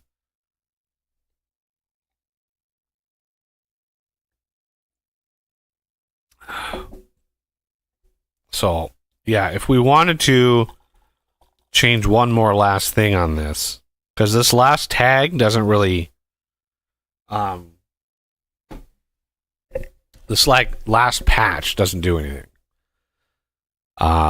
Revert block above temperature. We've already got the reset growth, so there is the reversion is not really a thing with this now because it's a different beast altogether. So what we could do is say young stage months.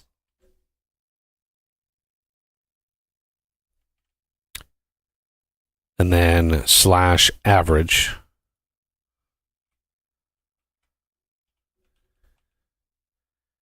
And then set it to 2.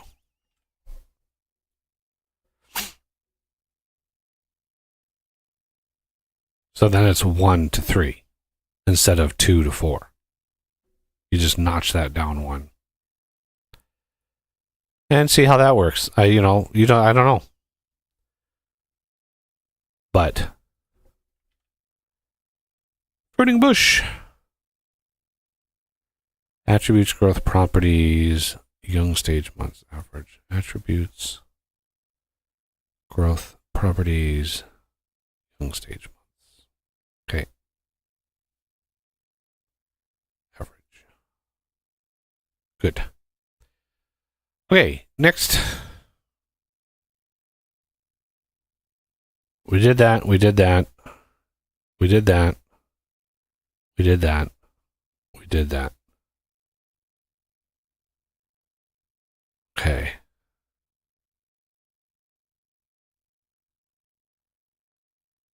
Okay, I think that's all of the errors.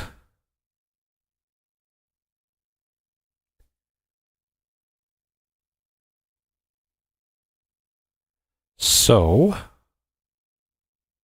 let's back out here. And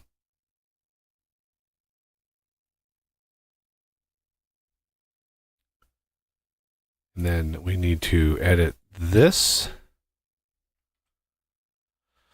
Farm survival.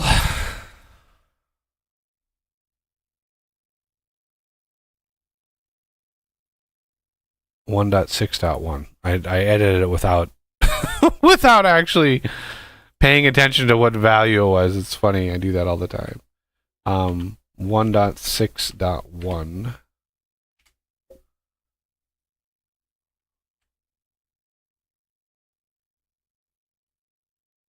And then go in here.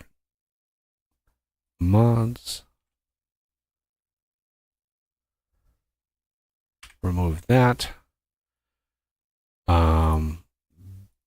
Backpack Pack Plus. We did edit, or we did fix that.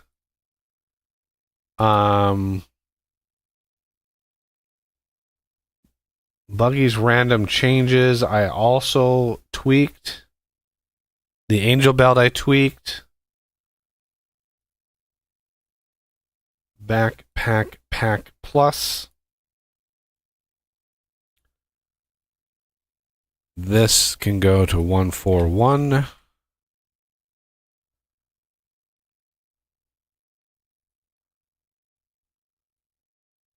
So let's do this. Compress. Dash 1.4.1.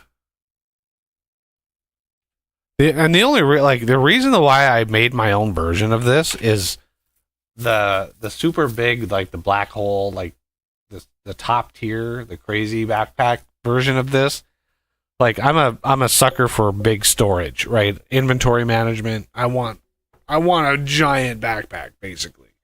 And so I for a long time had a custom version of this, right? That I bumped up all the storage values, right? I wanted a bunch of storage. Well, then a version of the game came out where the original author of this mod didn't update it. And so I updated it, and I just had a personal copy of it. Well, they never came back and updated it.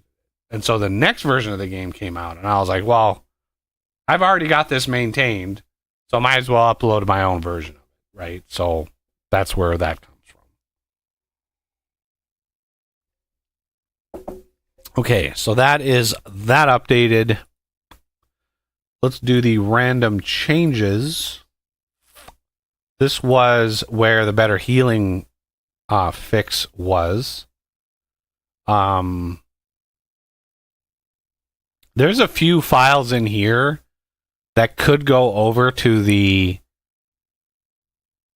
like the farm survival. There's a more nitrogen value here for like adding nitrogen to compost, as well as the better healing. Well, that's not really a farm thing, I guess, but there's a simple patch in here that allows you to make sand from gravel to, crushing it into gravel, or crushing gravel into sand.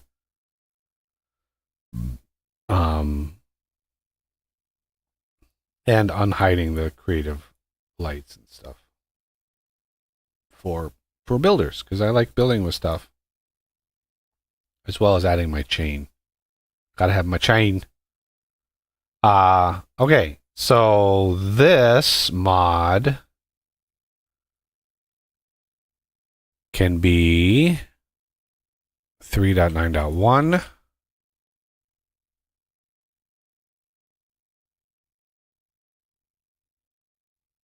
Okay, Buggy's random changes. Dash 3.9.1.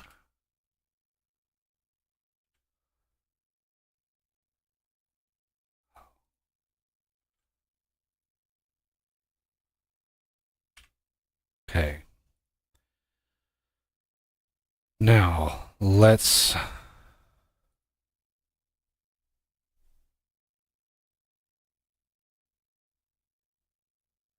Where's my window? Where's the window? Start window. There it is. Hey! There is a menu option for that. Excellent. Okay. Just because I don't have Vintage Engineering, I don't have this zipped up All of my other mods are in the mods directory as zips. This is the only one that's not because it dynamically adds the directory for mods. Wait, farm nutrients, patch 1.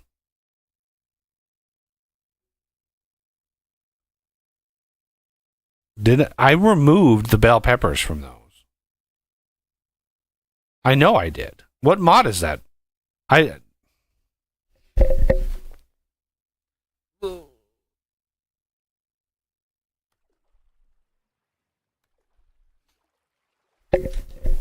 Okay. I need to see if that visible meteorite particles mod. I love that mod. So good. I'm gonna see if that mod was updated.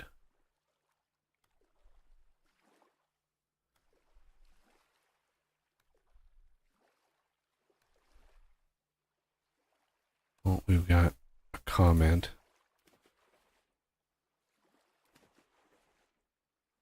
How would this work?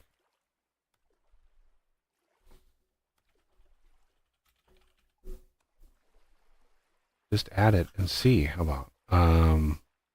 Or is it plenty?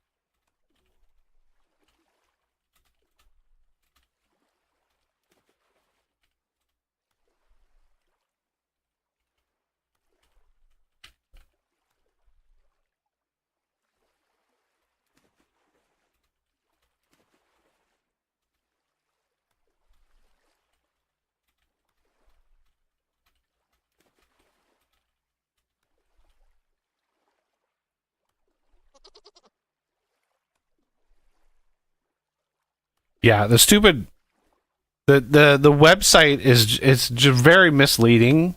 I mean, I will tell you that now. When you see outdated, it's not necessarily outdated. Okay? While there's already a .1 patch. God, they just can't.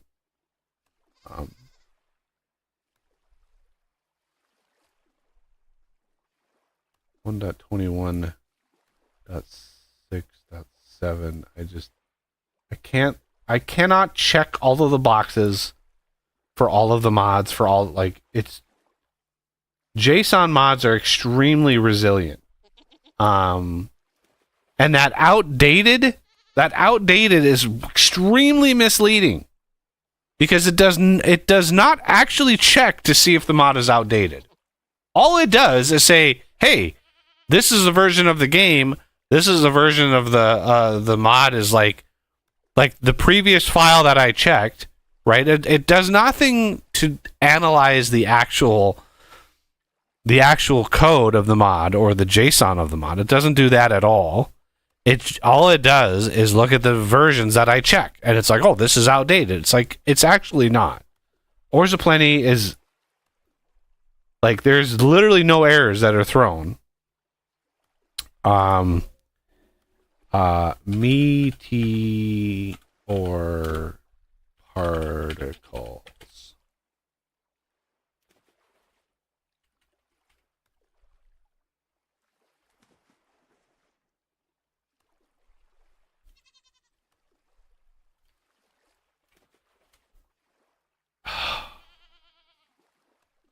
Visible meteorite particles. There it is. Yeah. This is one of those that is outdated because we're getting errors.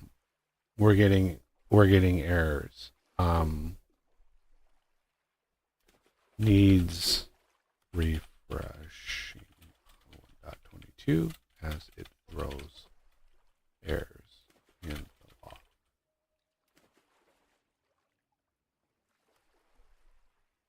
And he does not have a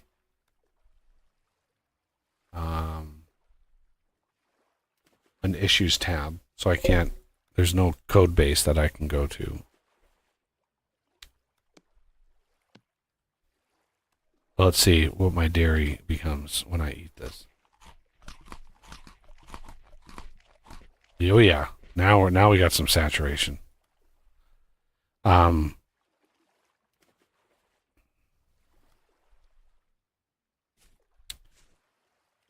standing next to one of these to test it, of course. But anyway.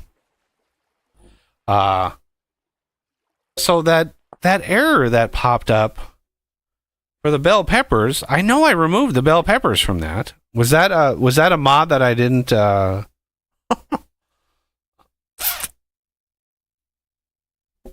was that a mod that I forgot to move over? Where was that change? That had to have been in Farm Survival.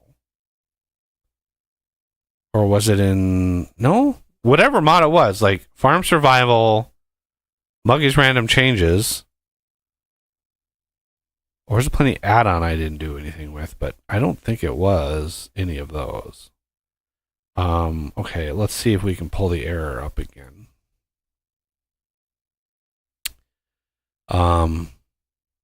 Where... Come on. Give me... I love how open recent is not actually the recent files, right? It's not actually the recent files, because where are the log files in here? Where are the log files? I literally had all the log files open. Where are they?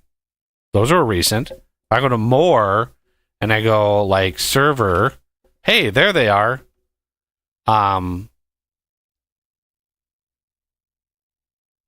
Open recent server debug. Hey, you've got it now. Server main.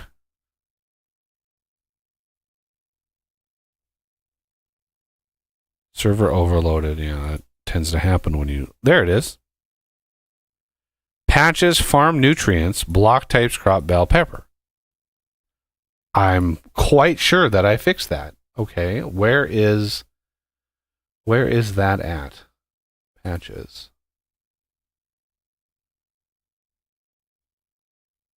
Farm nutrients. Okay. So let's go to farm survival again. Patches. Farm nutrients. Oh, they are in here. They were in two different files. So I was... This is specifically the nutrients. So yeah, that was a misdirect on me. Nutrient consumption. This just reduces a little bit all the nutrients that plants consume. A little bit. Okay, so that, again, with farm survival, we are on 161. So let's rezip that. Dash 1.6.1.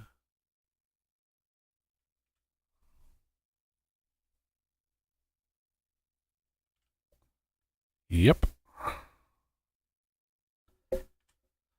There. That should take care of all of that. Now the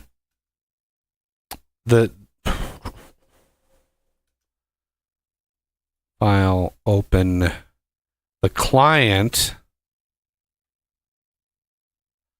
This is where the particle errors are, because particles are only ever done on clients. A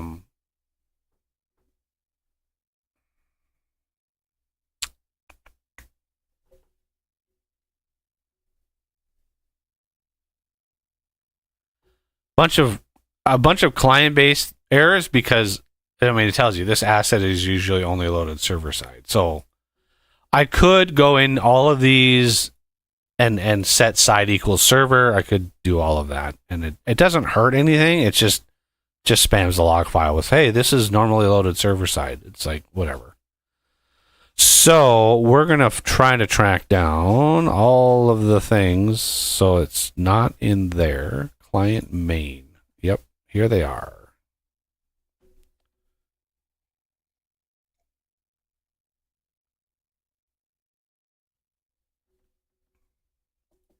I need to use the bathroom really quick, so I will be right back.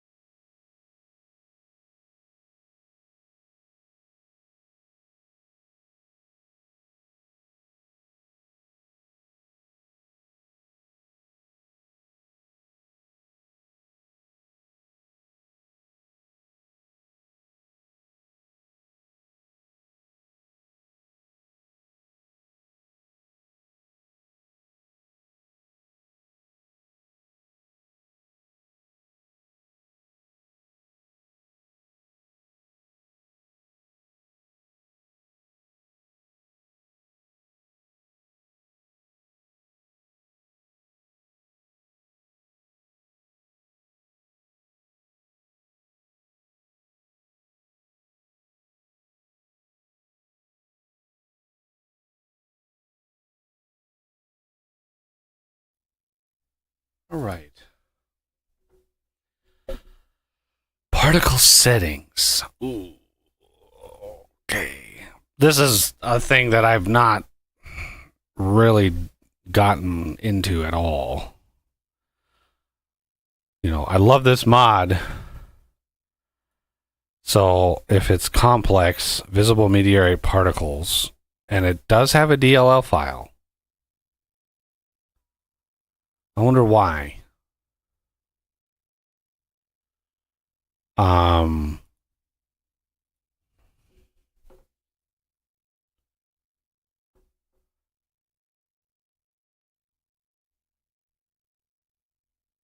Yeah, I haven't really gotten into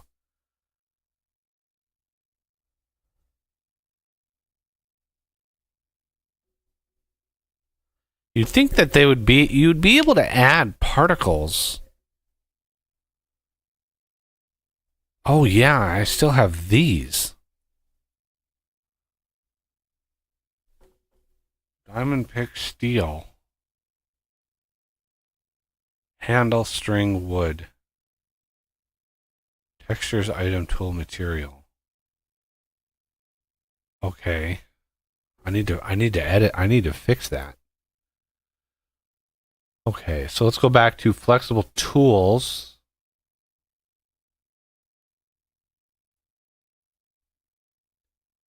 Mod assets.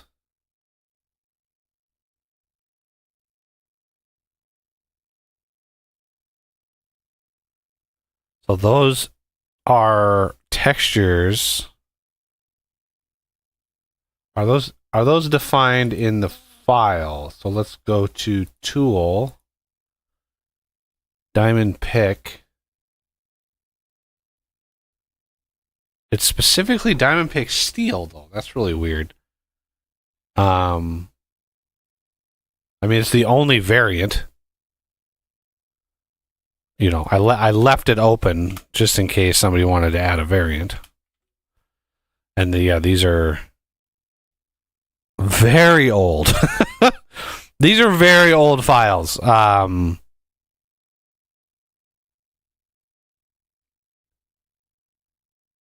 So handle string wood. Texture by type. So I'm guessing it's at the actual shape. So if we look at the shape item tool, diamond pick, handle, string. Okay. So wood. Okay, it doesn't rock sniffer. Okay, so if we go, let's just load all of these. Obviously, client debug doesn't have anything. Server debug won't have anything either. Rock sniffer probably has string copper handle.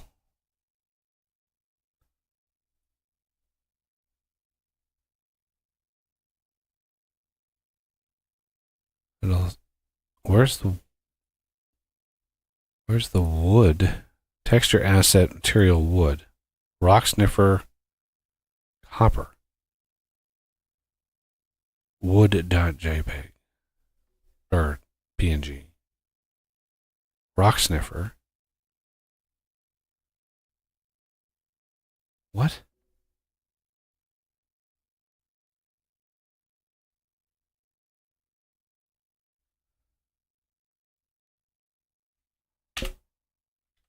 Some old files in here. Okay, textures by type. Oh, there it is. Handle. Okay, so to track this down, what we look at is the base game defines the tools. It's basically what I based all this off of. So we look at tool, and we just look at like prospecting pick here. Okay. Textures, metal handle. So this is now the handle. So we go rock sniffer, handle, metal, or item tool handle instead.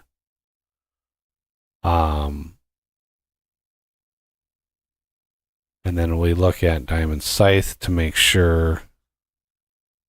Good. Really? With the elements? Oh, this is.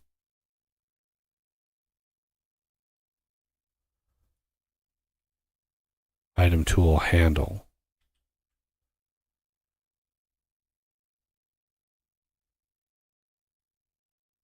Prospecting pick. World eater.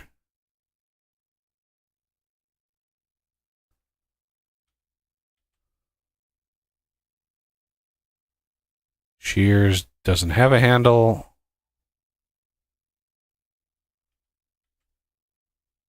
Okay.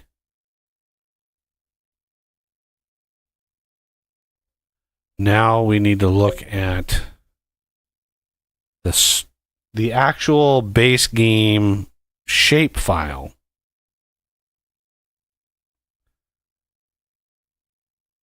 Shapes, item, tool. Lord. Prospecting pick. And then string, item resource string.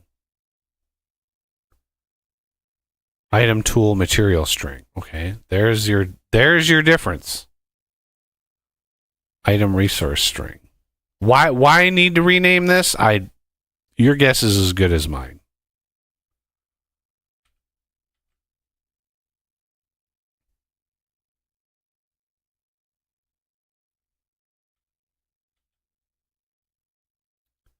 Trying to do this very, very carefully. Let's close that.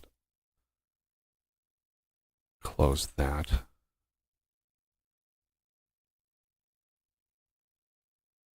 String.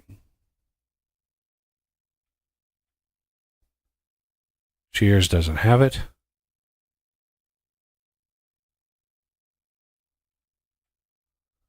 Okay. Like, I don't know why there wasn't more errors. There should have been way more errors in here for every one of the tools, but I guess not. So item tool handle, item resource string, resin, rock sniffer. Why is there a resin texture on my rock sniffer? Let's just validate block resin is a texture. Wrong window again. I'm very used to having this, like, I'm used to having a certain layout, and every time I do one of these streams, the all the orders of the windows and stuff are different. They're on different monitors. There's no consistency. Okay, so resin is in here. Okay. Block resin is a texture, which is why we're looking in textures.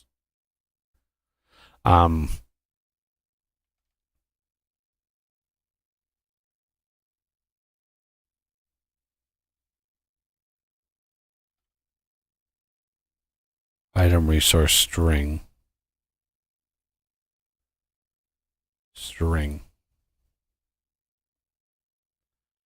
Okay, that should take care of those. We're only seeing these errors on the client side because obviously it's only rendered and loaded on the client side. The server does not load textures. So it can't report, hey, we haven't found any textures. So visual meteor particles core is a problem. And I just want to peek at the code, see how complex it is. I think we've fixed all of these that we were able to find, so we don't need any of these open anymore. That's the prospecting pick. We don't want to deal with that. Okay. Shears are fine. That's fine. Close that. Leave that one open. All right. And then the flexible tools itself. Which version are we on? 360?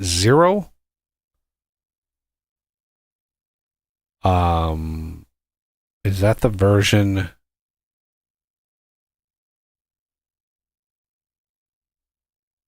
I just want to validate here. Flexible tools, files. Yeah, that's the current public release. So we actually want to bump that version. Oh, okay. Let's.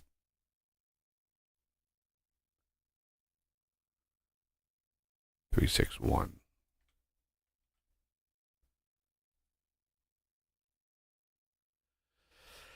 Now, the DLL doesn't change the version, unfortunately.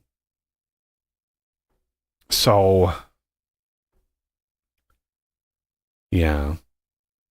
I don't want those to be off.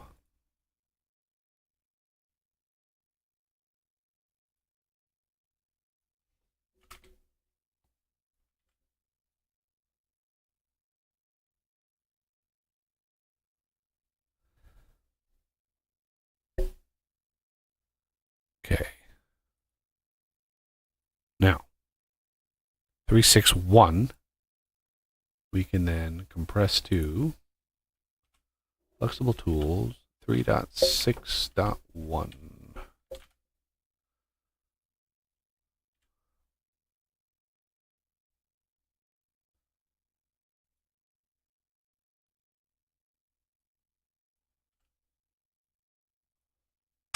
Okay. Now let's open visible meteorite particles. I want to we're going to copy this. We're going to paste it in the vintage development. I want to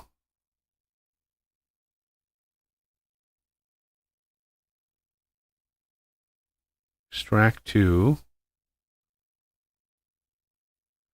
and then load up my trusty handy dandy DNSpy.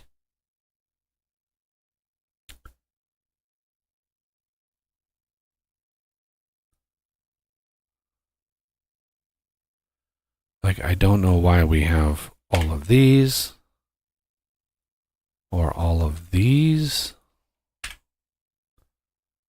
or in fact all of these. That'll load them as it needs them, but dear Lord, I don't need all of those loaded. I really, really don't. So we're going to load the visible meteorite particles in here and just see what we can see here.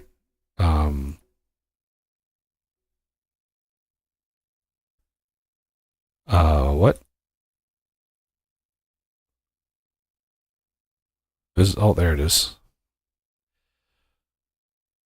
Core.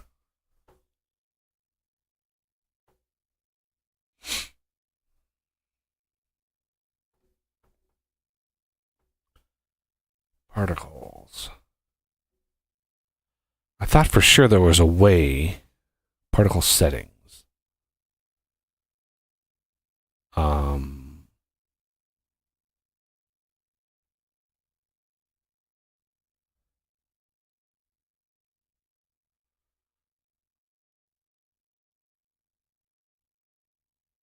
Visible meteorite particles. Yeah, there's no patch. There's not even a JSON file that this thing introduces other than mod info, which doesn't do anything. So something in here, assets finalize, wildcard match, meteorite dash iron, particle properties,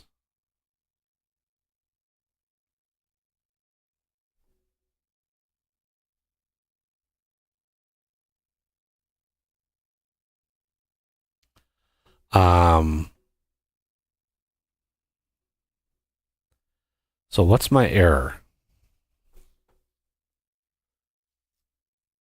Type initializer for particle settings through an exception. Type initializer. Particle settings. Particle settings? That's a settings file.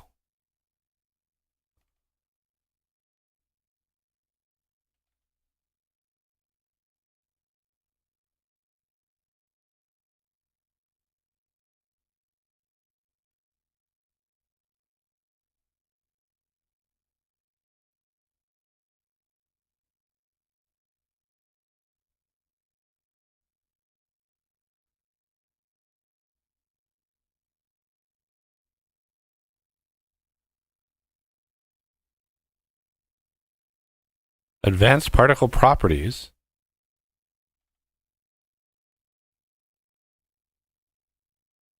Set size evolve. So this is, holy Moses. Method not found. Set size evolve. So size evolve. Evolving nat float size evolve. Method not found.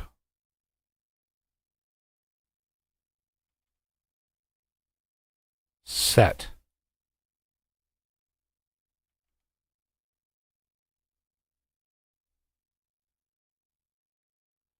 Method not found.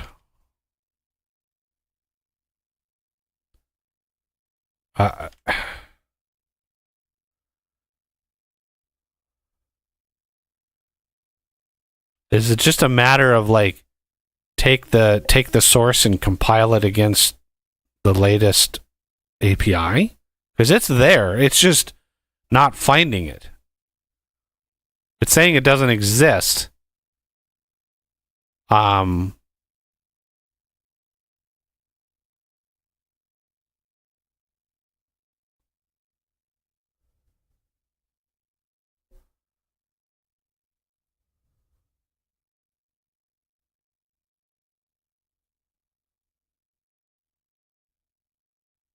Particle settings. Yeah, right here. Size evolve. I'm not sure why this is orange. Again, with the different color, it doesn't actually tell me why this like is the thing, right? So we have nat float size evolve. I click on it, it doesn't do anything. Okay. So particle settings, advanced particle properties, size evolve. So it's saying it doesn't exist. So if we go to advanced particle properties, size evolve is it's right here.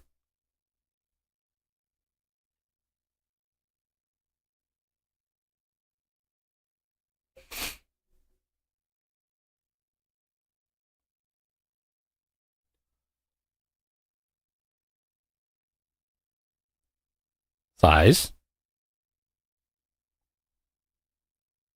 Yeah.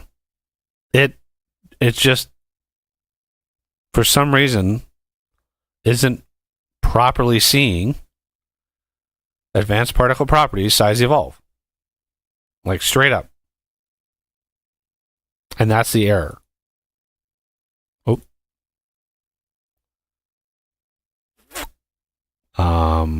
Yeah, that's the only error in here.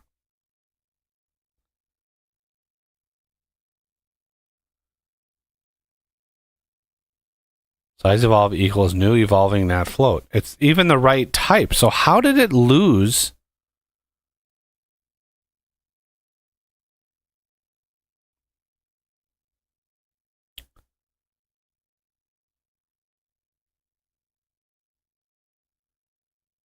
Did they change how it's spelled or something? I don't even know.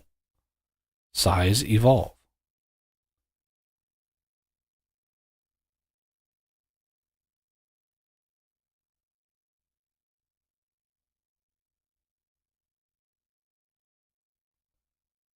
Optional 0. False.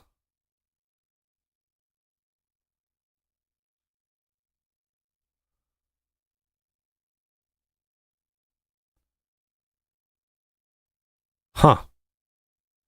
My guess is just all it's going to require is just loading the source into a compiler and just recompiling against the latest version. That's my guess. Yeah, that's my guess.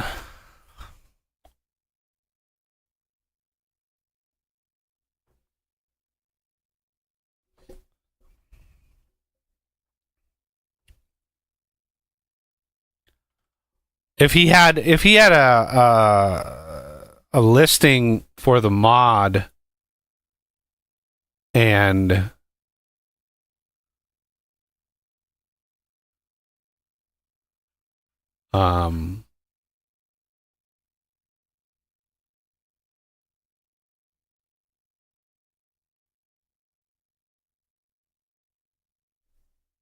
all mods visible meteorite particles.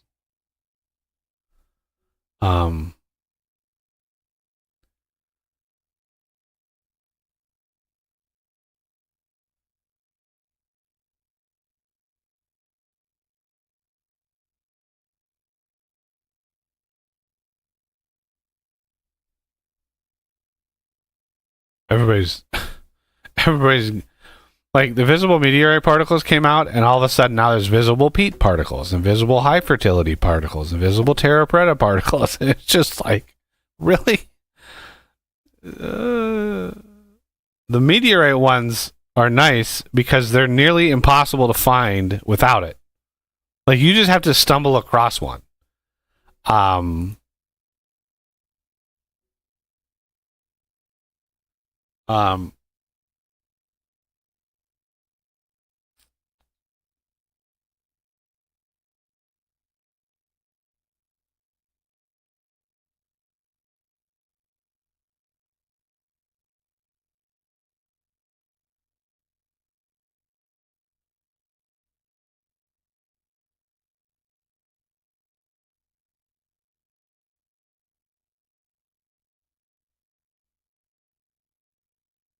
It says I'll be releasing the source as well. Well, you never did that. So it would be nice.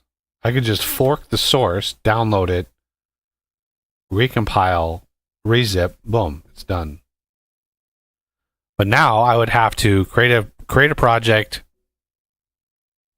copy and paste basically the all the objects out of here. Just copy and paste them.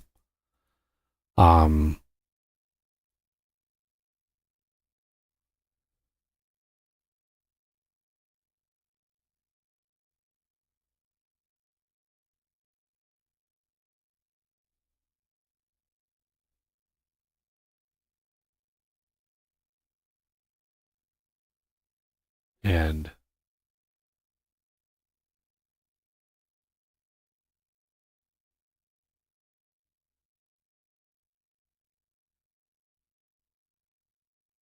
yeah, that's a little bit more involved than what I want to do today. I don't think I've got it. The newest version of the template, the mod template. I don't even know if the template's been updated for 1.22. Plus, I need to update my Visual Studio. I've been heavily resisting updating my Visual Studio just because I don't want to deal with an obsessive AI trying to suggest the most bizarre and unhelpful code things. It's already bad, and I can't even imagine what the next version is going to be. But yeah.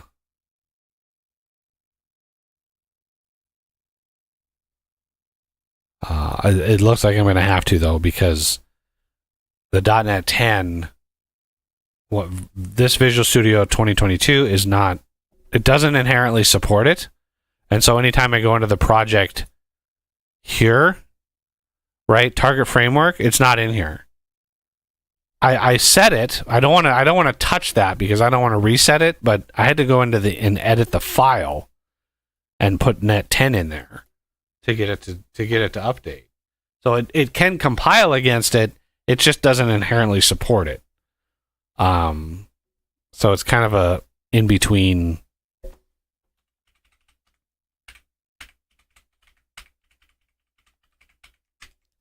Kind of an in between thing, but yeah, build. Well, let's just exit. I'll update that later, but yeah. So we fixed those. This, unfortunately, yeah, unfortunately, there's no way around it.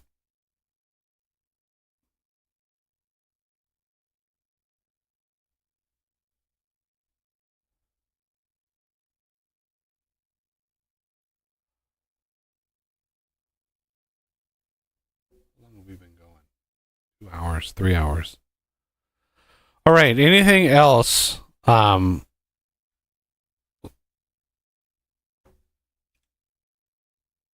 I really need to do, considering JSON is kind of the name of the day. Nope. Let's go back.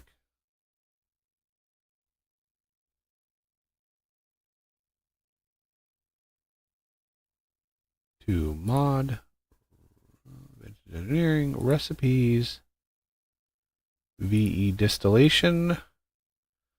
Okay, so right now, the distillation here is,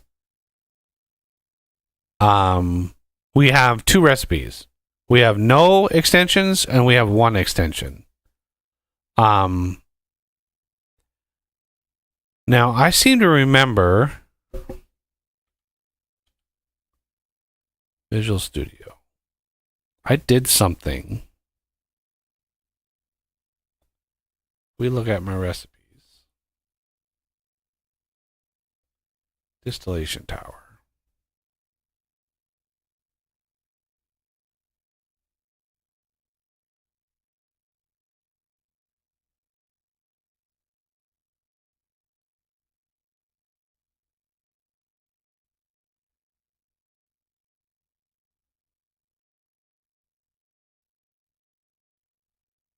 matches. Wild card.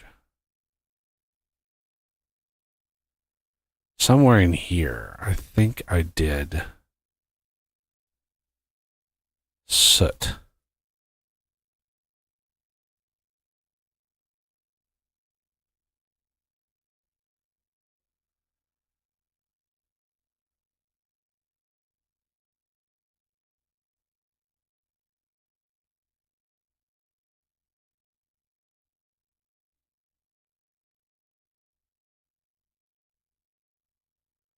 And soot.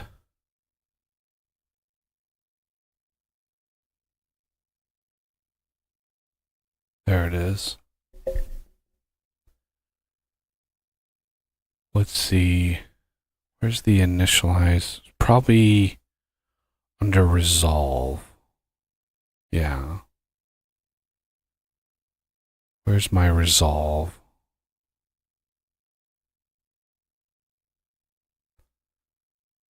Attributes. Soot.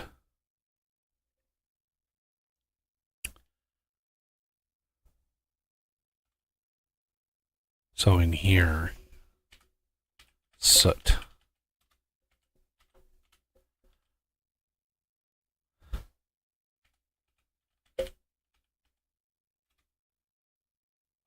Is that a float? As float.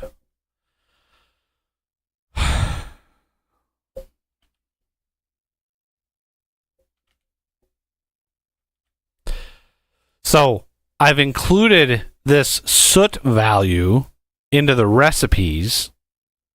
For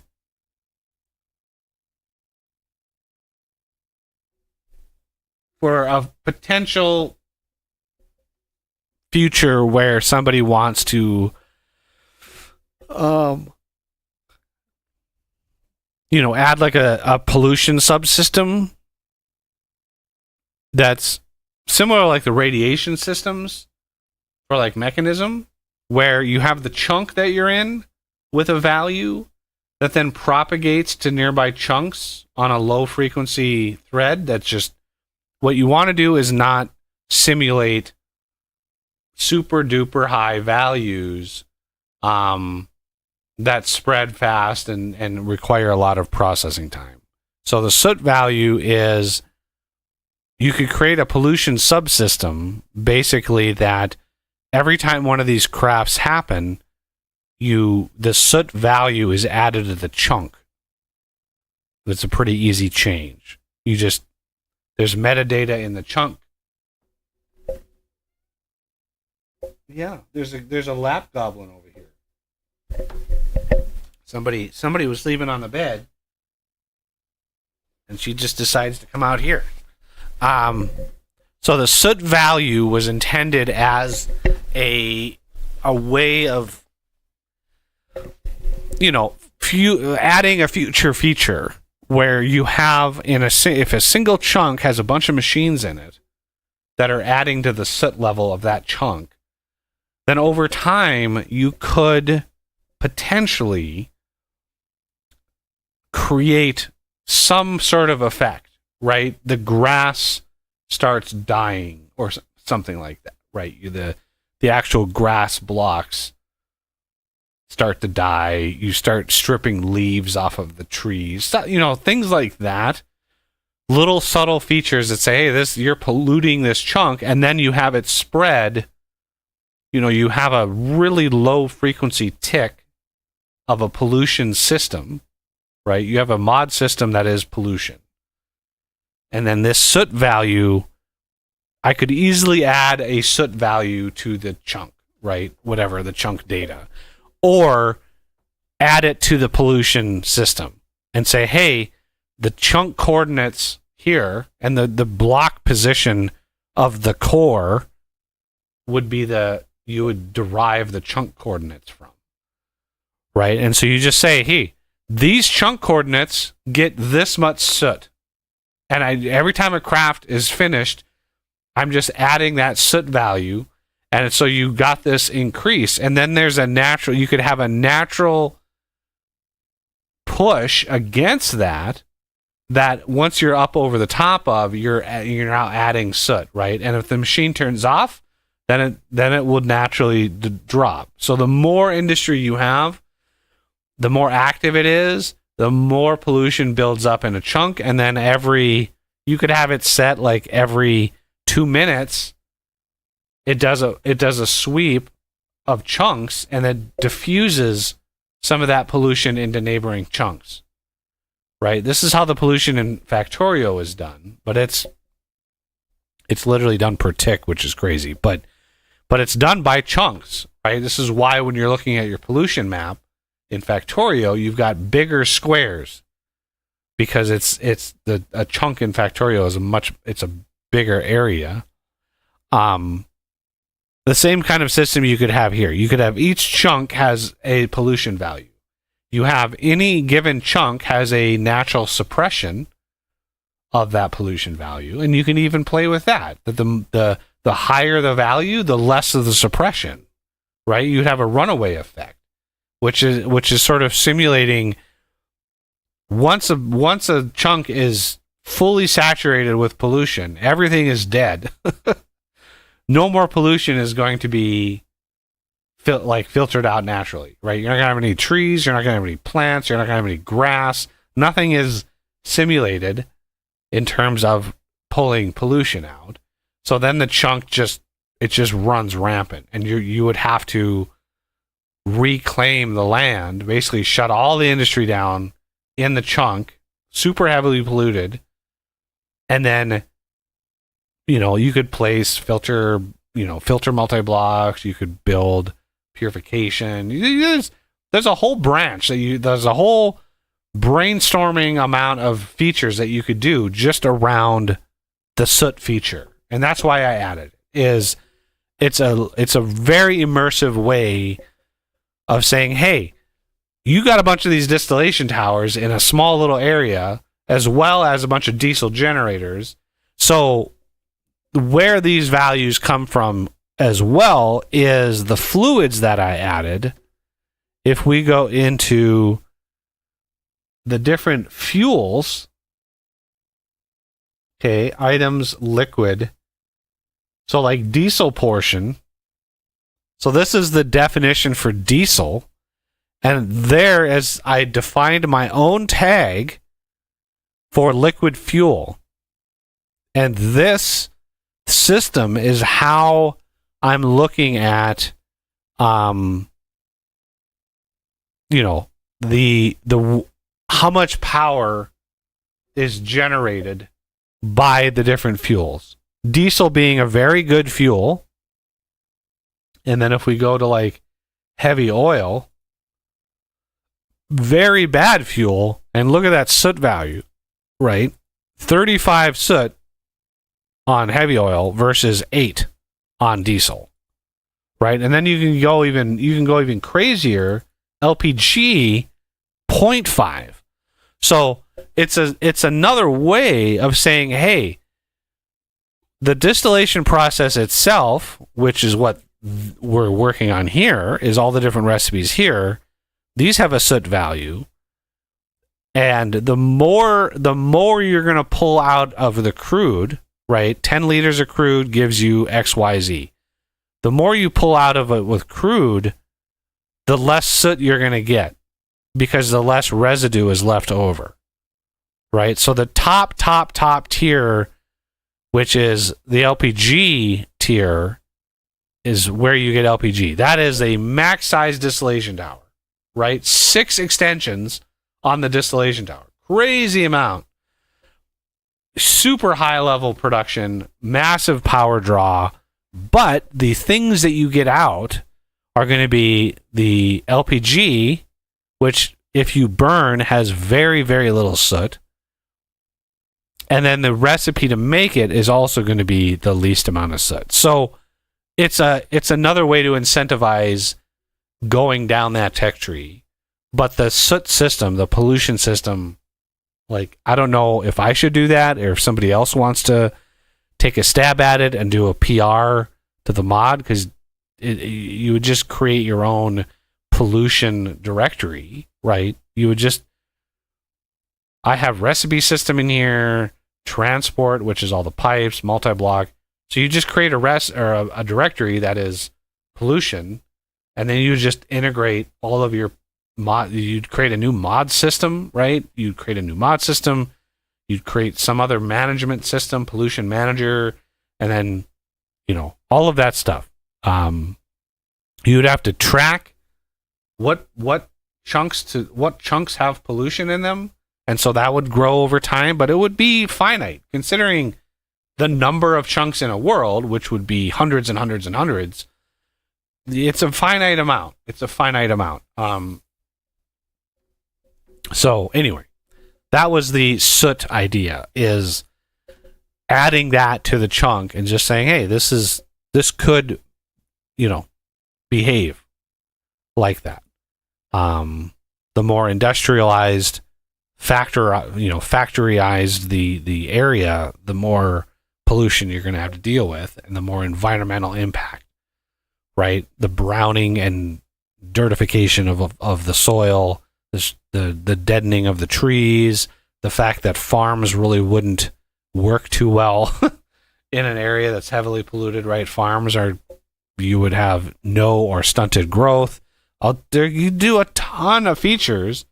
You could spend 6 months tweaking and working on the features just with this value, just with that value, and you could have a bunch of immersive things that you would have to introduce. You could do big filtration multi-blocks. You could do a lot of things to try to mitigate the pollution side of things, if that was something that people were interested in. But okay, so we want to go and we want to look at the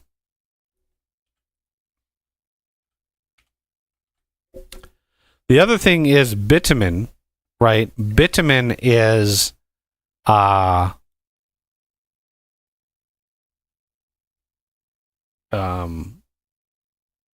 like the residue left over. So it's funny how things work out. I was actually serving I was going through the feed on X, and somebody had posted this little thing, and it was literally exactly, I don't know why, but it was literally exactly what I did. They literally posted this, and I looked at it, I was like, this is exactly the outputs of my distillation tower to a T. You have residue bitumen at the bottom, right? Which is kind of this road and asphalt, but bitumen here, residue. You have heavy oil, diesel, kerosene, gasoline, naphtha, and LPG, right? And if we look at my liquids that I've defined, we have crude oil, okay, diesel, gasoline, heavy oil, kerosene, LPG, lubricant, and naphtha. Right? Heavy gas oil, residue. The only thing is the lubricant that I have, right, is I take the residue, the bitumen is a solid. So that is not really in this list. So heavy oil is on the bottom, and then I have lubricant, diesel, et cetera, et cetera, et cetera. Although I rearrange things, I'm gamifying it a little bit, right? But it was so nearly identical to my crude oil fractioning. I was like, I gotta save that because it's just, so I just saved a screenshot of it. So the baseline is crude oil or crude no extensions. If you have no extensions at all, you take 10 liters of crude and you make 0.5 liters of diesel. Okay. With a ton of bitumen. And I could easily increase this bitumen by a lot. Right? By a lot. So you get anywhere from 3 to 7 bitumen out from this, but a very small amount of of diesel. And then you go to the next one, right? You get you have bitumen diesel, and then you add heavy oil. But now you're getting a full liter of diesel. So you're doubling the diesel that you're getting. Okay, so now we're going to do 2 extensions. And again, this is just what we're doing. This is basically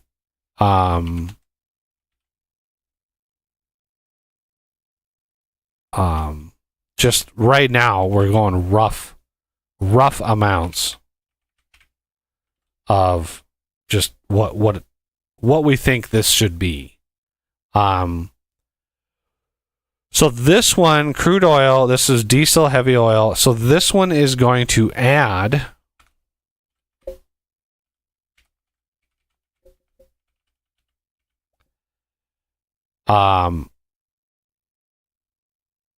so bitumen, I'm going to keep at 4. Diesel is going to be 1.25. So not as good. But we're going to get, what should we get next? I think it's lubricant.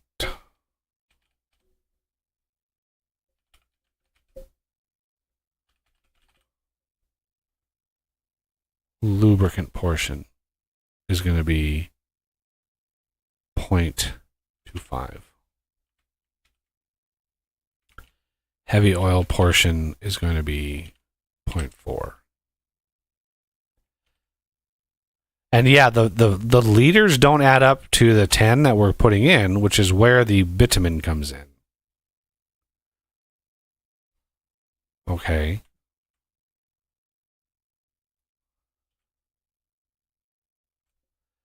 So now we go 3 extensions.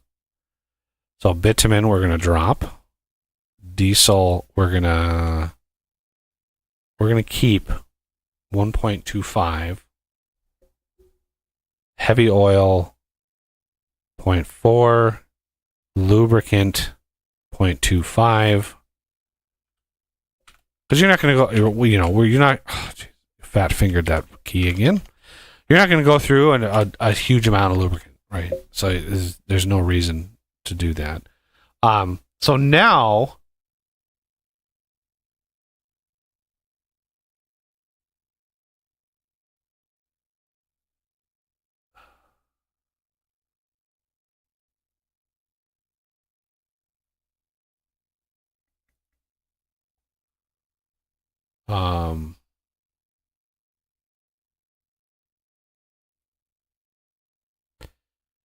right, diesel, kerosene is the next. There it is. Liquid.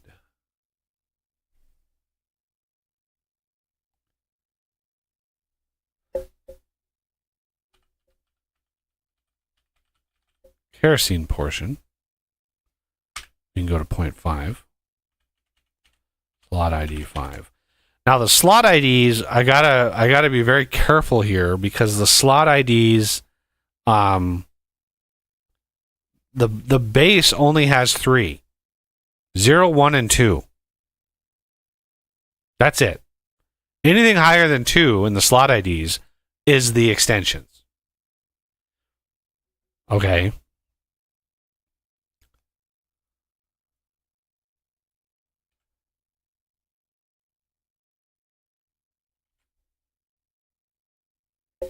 So now we do 4 extensions. I haven't edited the soot values here, so let's go 2.5, 4.0, 3.75. Okay, bitumen, kerosene,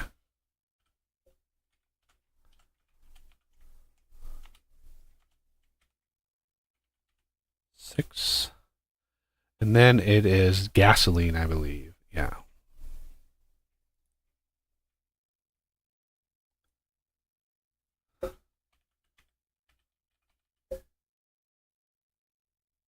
Gasoline portion. And I mean, I could, if somebody wants to see, we could ask Grok, when you refine 10 liters of crude oil, what do you get out of it in terms of liters? Right? What do you get out of it? That would be a good question. Just to even come close to realistic.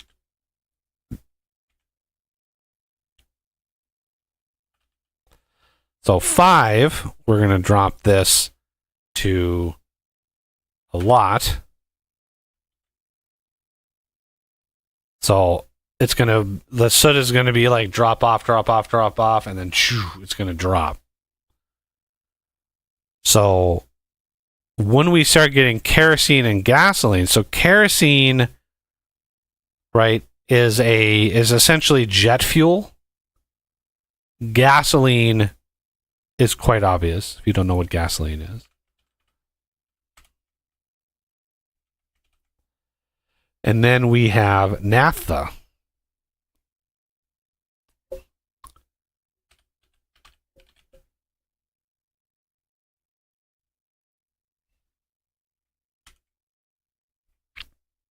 Okay, and the last. So naphtha is a lot of things. Naphtha is essentially,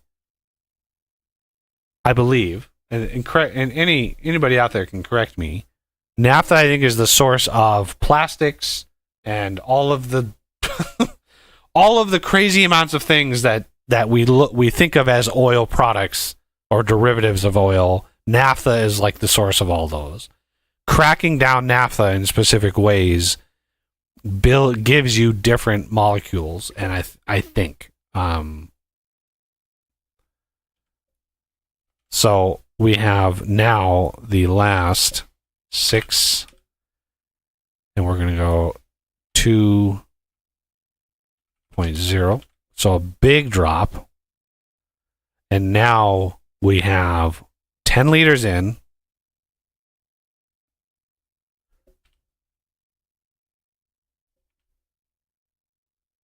We're going to go 1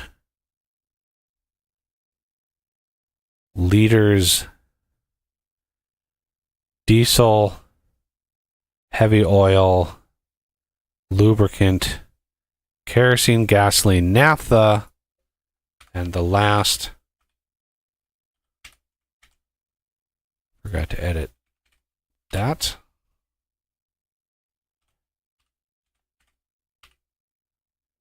Naphtha is going to be LPG, liquid petroleum gas. This is your propane, butane, propane, butane, acetylene, I think is in this. I think acetylene might be from naphtha. I can't remember which one is which. But LPG portion.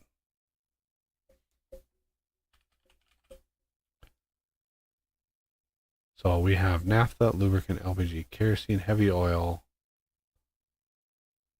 diesel, gasoline. Okay.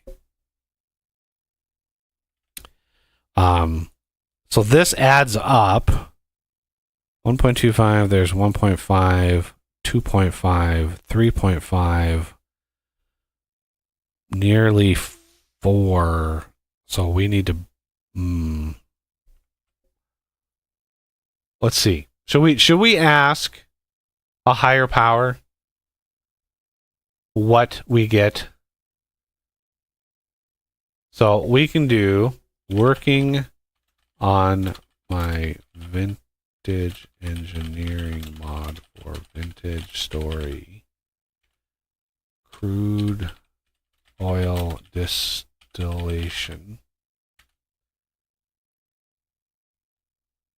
Need to know roughly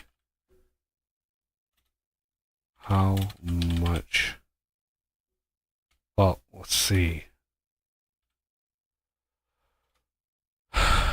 Roughly from 10 liters of crude oil, how much heavy oil, diesel, lubricant, kerosene, naphtha. Oh, I always spell naphtha right because it's a weird word. PHTHA. Naphtha and LPG is made.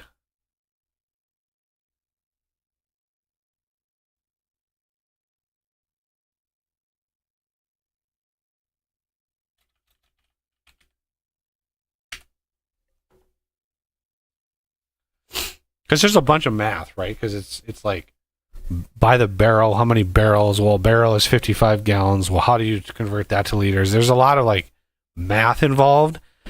And yeah, you could do a spreadsheet and you could put all those in there and you could do all the things, and it's like just this is one of the uses that AI is good at. It's just compiling a bunch of information and sorting it out.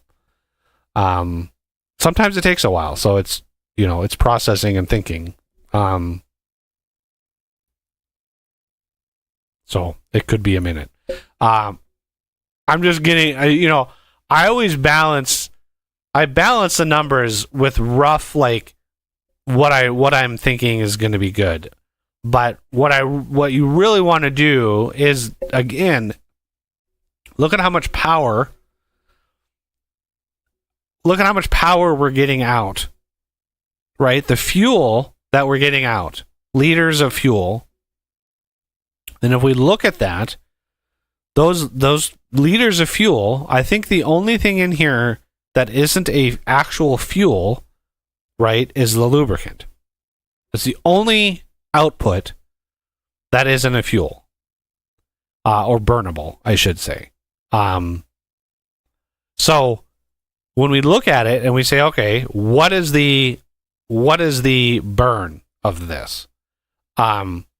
The rough idea that in my brain that I'm coming up with is the energy kilojoules per second, and then the duration is the number of seconds. So it's the burn time, right? So the burn time of the fuel, again, this is a single portion, which is a 100th of a liter. Okay? So 100th of a liter, what is that, a centiliter? Sounds right. So you have 100th of a liter of fuel. What, and the energy here, I literally went through all of these fuels, and these energy values are right in line with the energy output for the exact amount, a tenth of a liter, 100th of a liter of this fuel. The only exception is diesel, because I wanted the baseline of diesel to be 1,000 power per second, right? So the diesel is the only one, but it's still the total power output is still in the range, right? In the margin of error.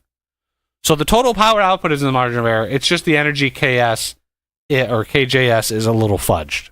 The energy KJS here should only be, I think it's like, should only be like 4.6 or something like that. And I have it as 10, but I edited the duration to get the total power output in line. Okay, so the answer finally came up. I was just burning time for the answer to come up. Roughly from 10 liters of typical crude oil, blah, blah, blah, a common medium light crude, simple atmospheric crude oil conditions, blah, blah, blah. These are straight run yields. Okay, so again, these are just really rough numbers. Heavier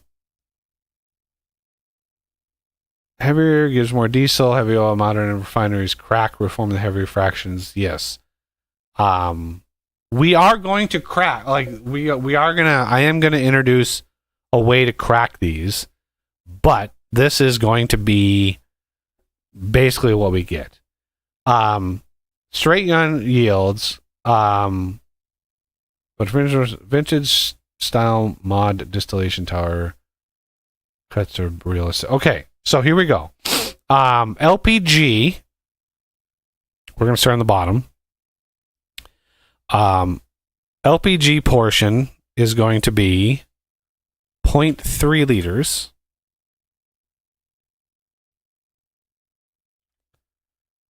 Okay, and then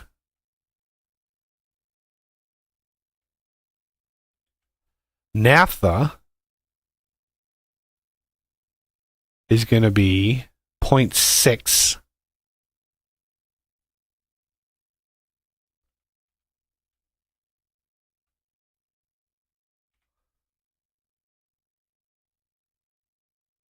Okay.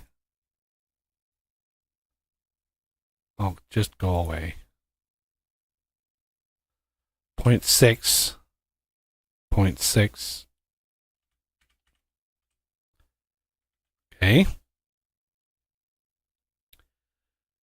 Gasoline is 1.9.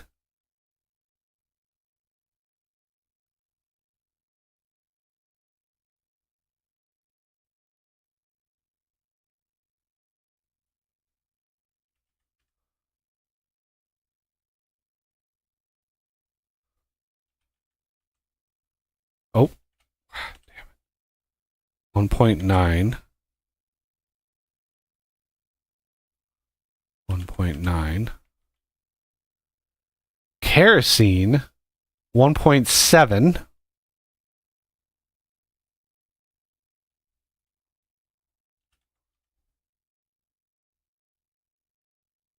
Well, let's just copy, paste,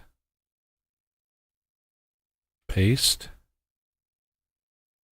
paste. Diesel is also 1.7.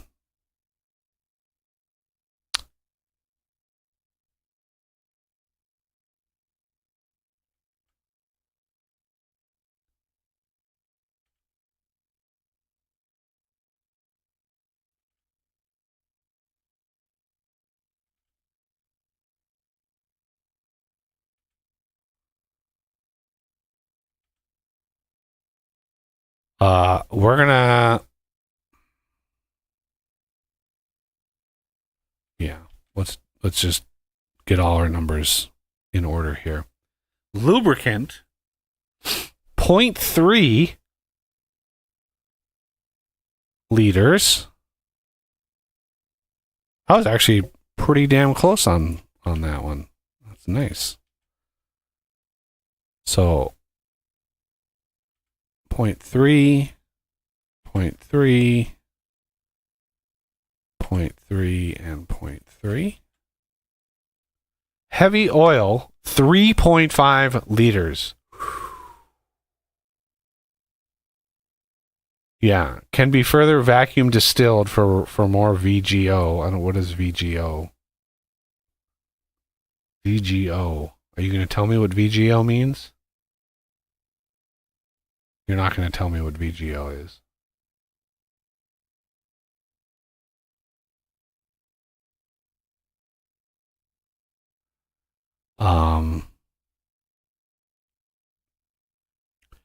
Okay, so heavy oil, unfortunately, 3.5.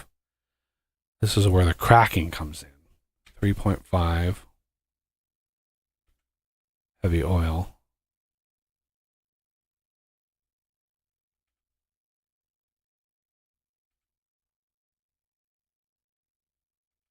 I like that they're all different numbers, right? Because it it allows me to just like select liter 3.5 and change it to something else.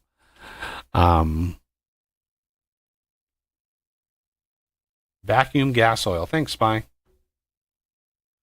10 liters might be... No, I mean, 10 liters is a lot of fluid.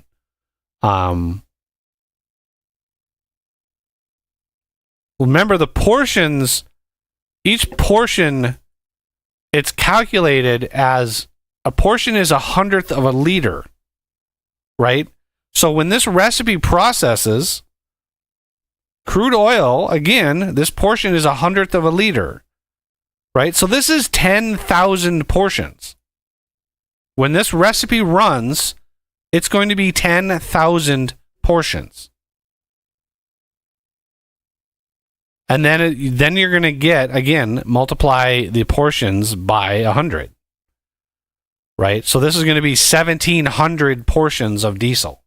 That's a lot, right? Considering like the burn rate and stuff of a portion. Like a single portion of diesel is a 46-second burn. So a portion of diesel can burn for almost a minute. And we're getting out of one craft 1,700 portions from one craft. So the scalability of this power is immense. It might even need to be rebalanced. I might need to drop these down to a liter, right? 10x reduction in all these numbers. Where your crude oil portion is you're processing a liter, and then all of these values, the decimal just bumps one over. Right? Because the balance of this, right? The recipe balance, this is in line with real numbers. Okay? These are all now in line with what you actually get from this volume of crude oil. The returns are the same no matter what volume. You could have 10,000 liters going in, and all of these numbers would then just be multiplied. The counterbalance to this is, what is your consumption? Like, how much of this are you consuming on the other side of it? Well, if this process, if you need LPG for something, or naphtha, right? You need to make plastic. Well, you need naphtha to make plastic. So in order to get naphtha, you need at minimum 5 extensions on your distillation tower. Well, that is going to be 4,500 power per second. Okay, so that's 4,500 power per second. So how do I balance that? And this is where this is where somebody with a spreadsheet and some autistic level concentration can break down the numbers, because I can already tell you this is an insane ratio. Just from the baseline, this here, right? This return is getting 1,700 portions of diesel for every 10, every 10,000 or 10 liters. So we're getting a liter, 1.7 liters for every 10 of diesel, right? So what do we do with that 1.7 liters? Well, that is times this by 100, where you bounce that here and you bounce it here. You times this by 100, which would be 170. Did I get that math wrong when I initially said it? Is that 170 portions?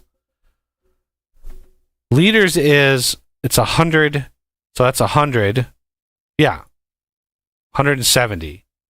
Okay, I had my decimals. I times it by 1,000, not 100. So you get 10,000 portions of crude in.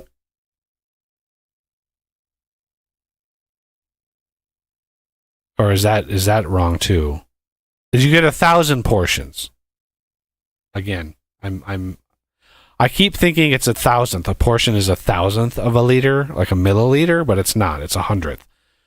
So you get 1,000 portions of crude, and you get 170 portions of diesel. Each one of those portions of diesel has these parameters: energy kJs, which is kilojoules per second, with a duration. So they burn for 46 seconds. And what my baseline is going to be take the energy, times it by 100, and that's your power per second of a generator, right? The fuel generator, which it's either going to be a fuel generator, liquid generator. I don't know. Fuel generator just sounds better to me.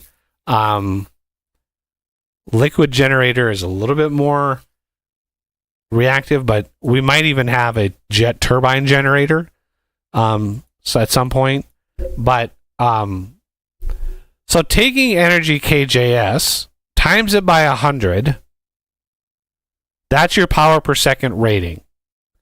So with that in mind, this recipe, this is where the rebalance. I'm open to rebalance ideas, but everybody, this is by no means final. If you have other numbers, like, let me know how you derived those numbers and how you balanced it. But the 170 portions, remember this craft has no extensions. This is literally 2,000 power per second for the distillation tower.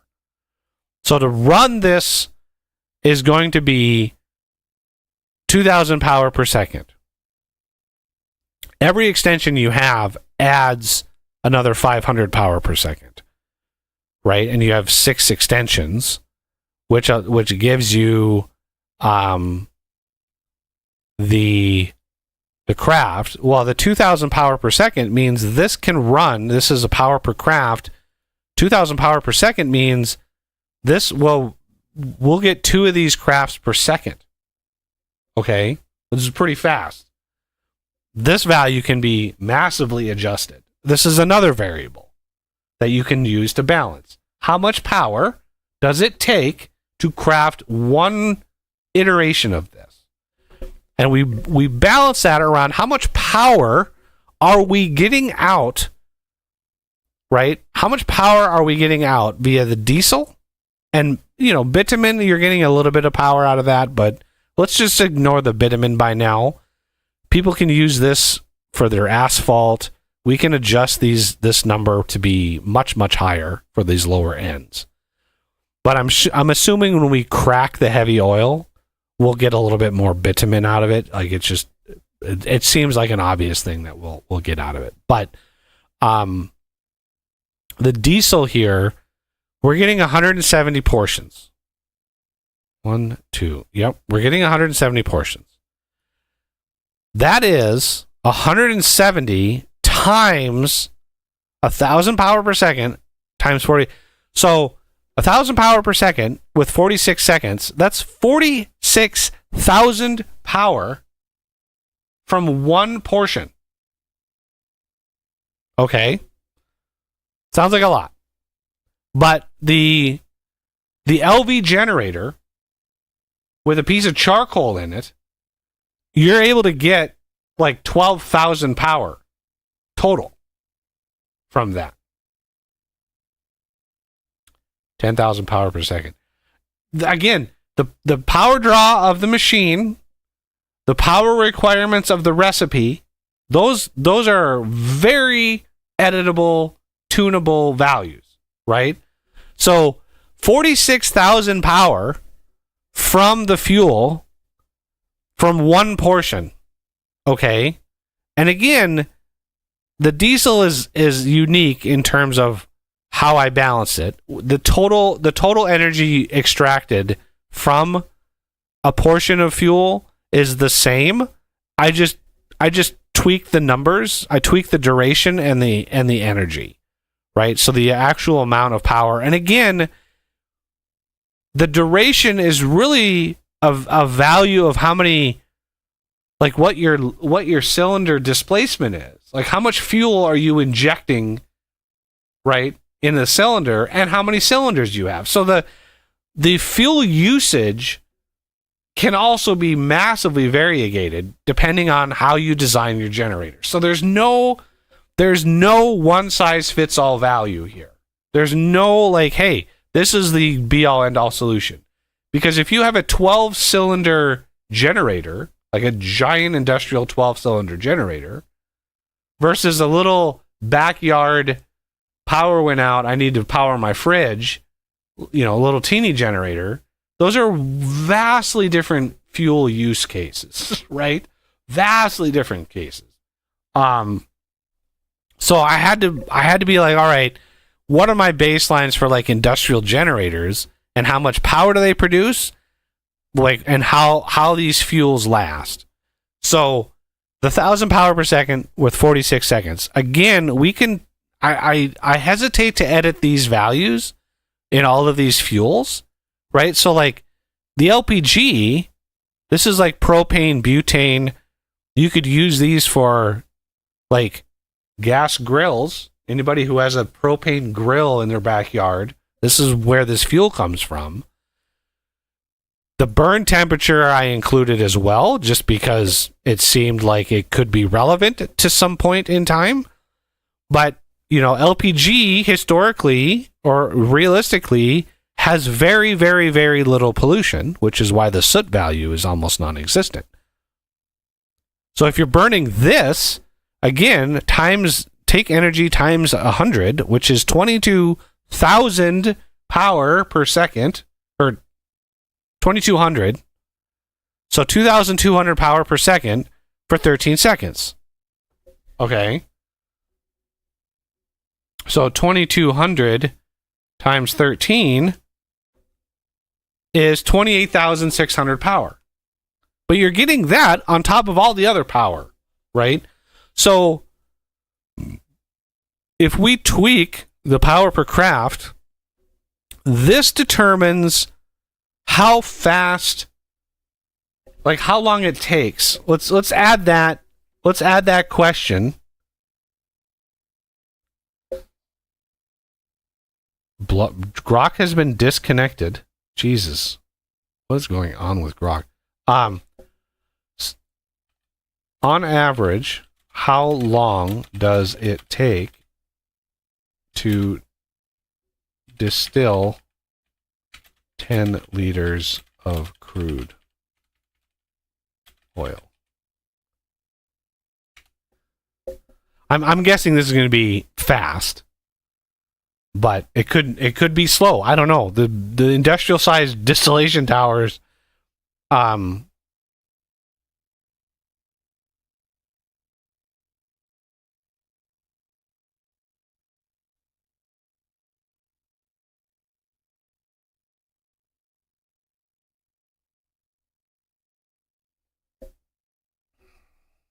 okay, this is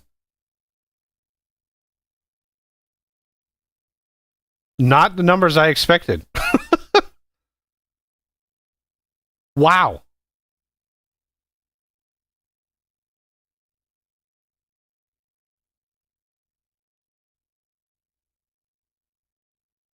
Six hours.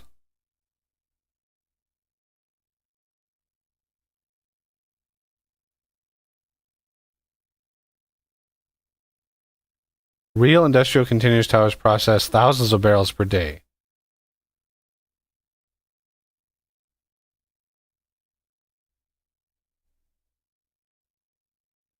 Okay. So, obviously, highly industrialized, like giant refineries can process a huge amount per day. Active distillation, fraction collection, 3 to 6 hours. Well, there's your balance. There's your balance. It takes way longer.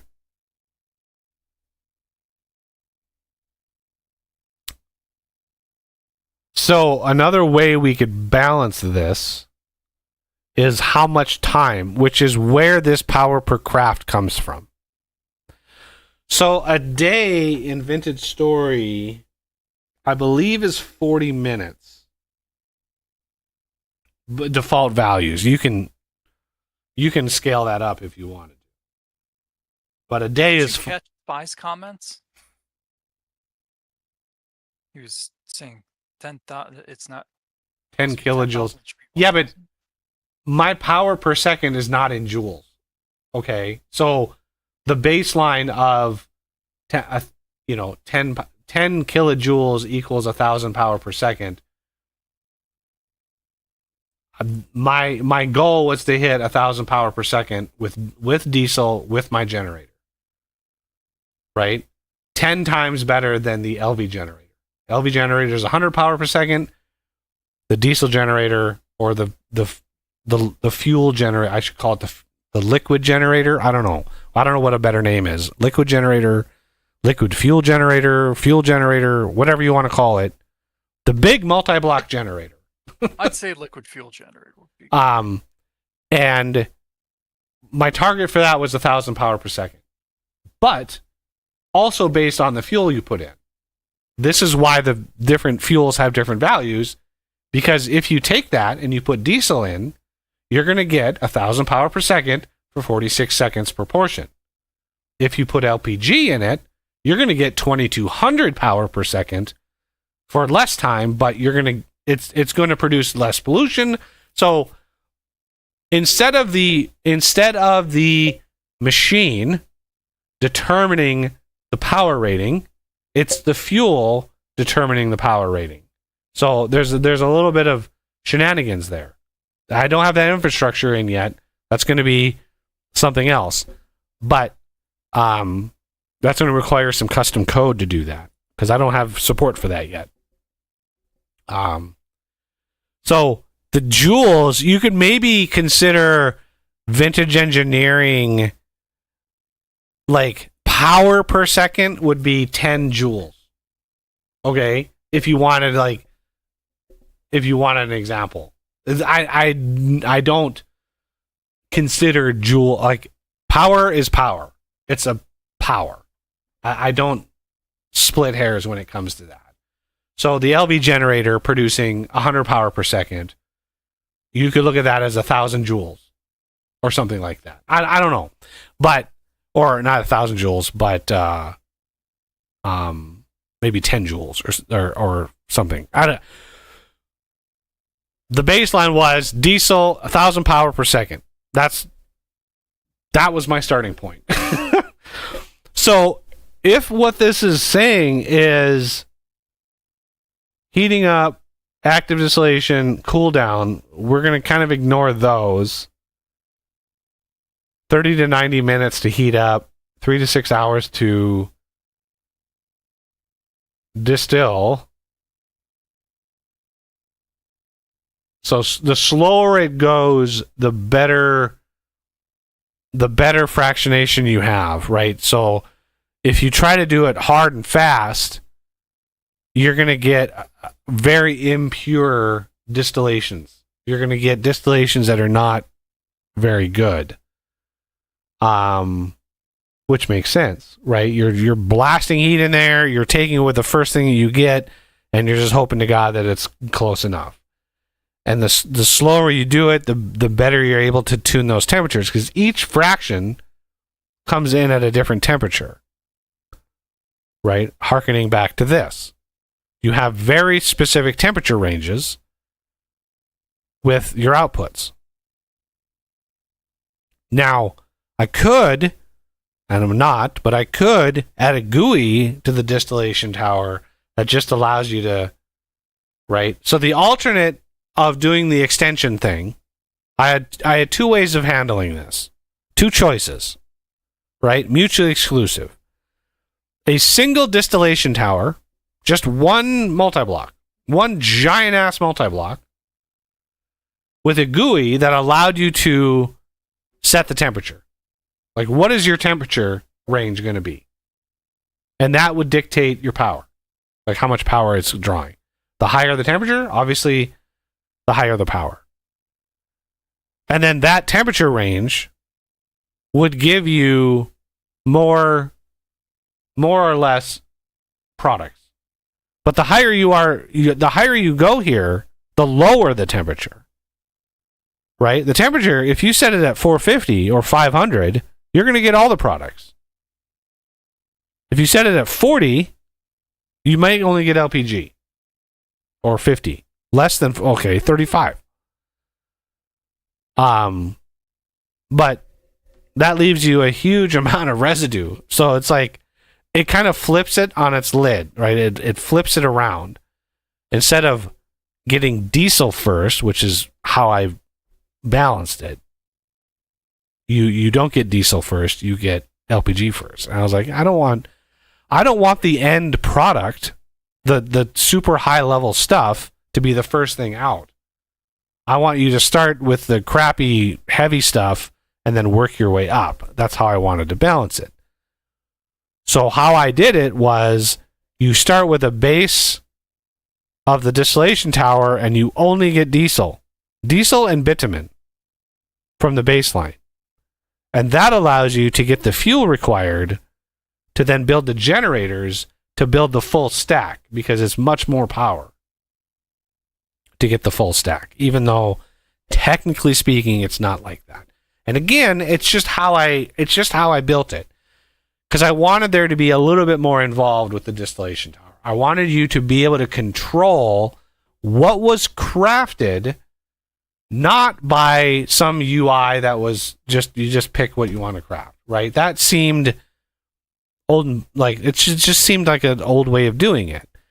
I wanted a little bit more immersive way of doing it, so you can control that strictly by how many extensions you build on top of it.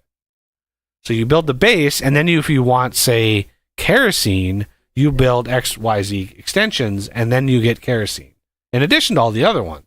But you also get kerosene. So you can play around with that and control that as much as you want.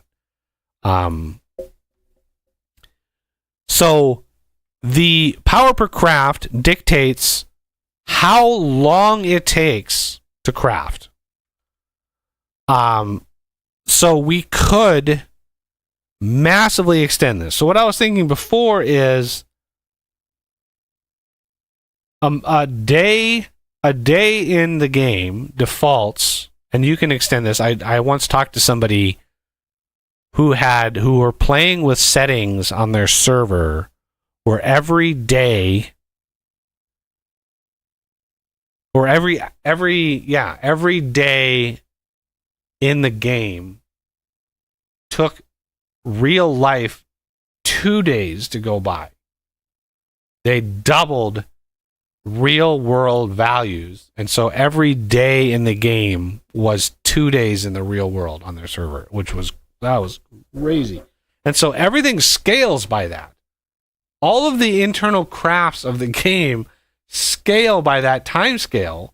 So if you're heating an ingot in a forge, that is massively multiplied by that time scale. So it takes so much longer to do anything in the game. I just could not imagine putting an ingot in a forge and having it sit there for literally like 3 real hours. That's what we're talking about here. Is sitting around for 3 real hours while these ingots in the forge heat up. That's insane to me. And my little spot on my forehead is back. Anyway, so yeah, this was gamified, and it was like semi-balanced around real-world values and semi-balanced around just trying to make it simplified and streamlined. So if 40 minutes is your baseline for your time scale, 40 minutes for a day, that would be 24 hours out of every 40 minutes. You're looking at 0.6 minutes per hour. Okay. 24 hours divided by 40 minutes. Or is it 40 minutes divided by 24? I can never remember math. So is that 1.67 minutes per hour? 1.67 times 40. No, that's 60. No, that's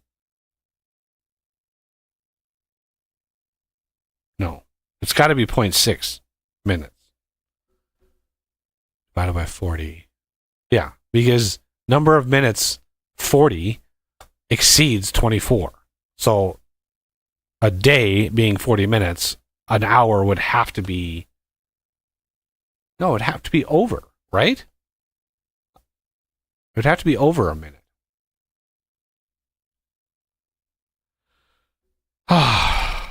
Too far into the stream for me to figure this shit out. I think 1.1 2/3 minutes. So if we do 40 divided by 1.67 is 20. Yeah, it's 24. So 1.1 2/3 minutes per hour. Okay.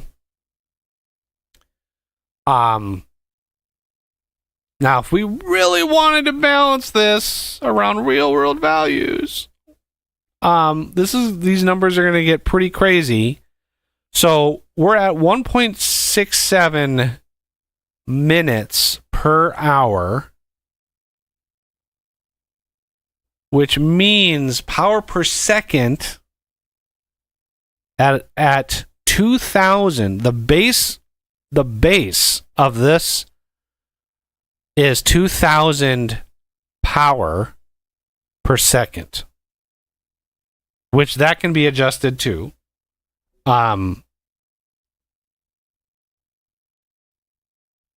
Which would be, if we just do baseline 3 hours. 3 hours, which would be 1.67 times 3. It's essentially 5 minutes. Okay.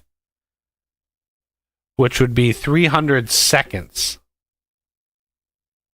Are you seeing where I'm going with this? 300 seconds craft time. Okay. 300 seconds craft time.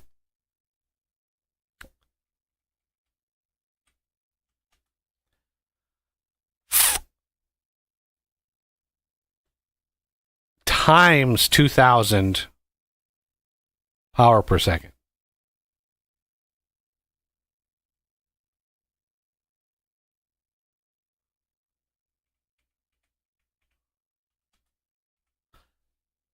$600,000 power. Okay. Per craft.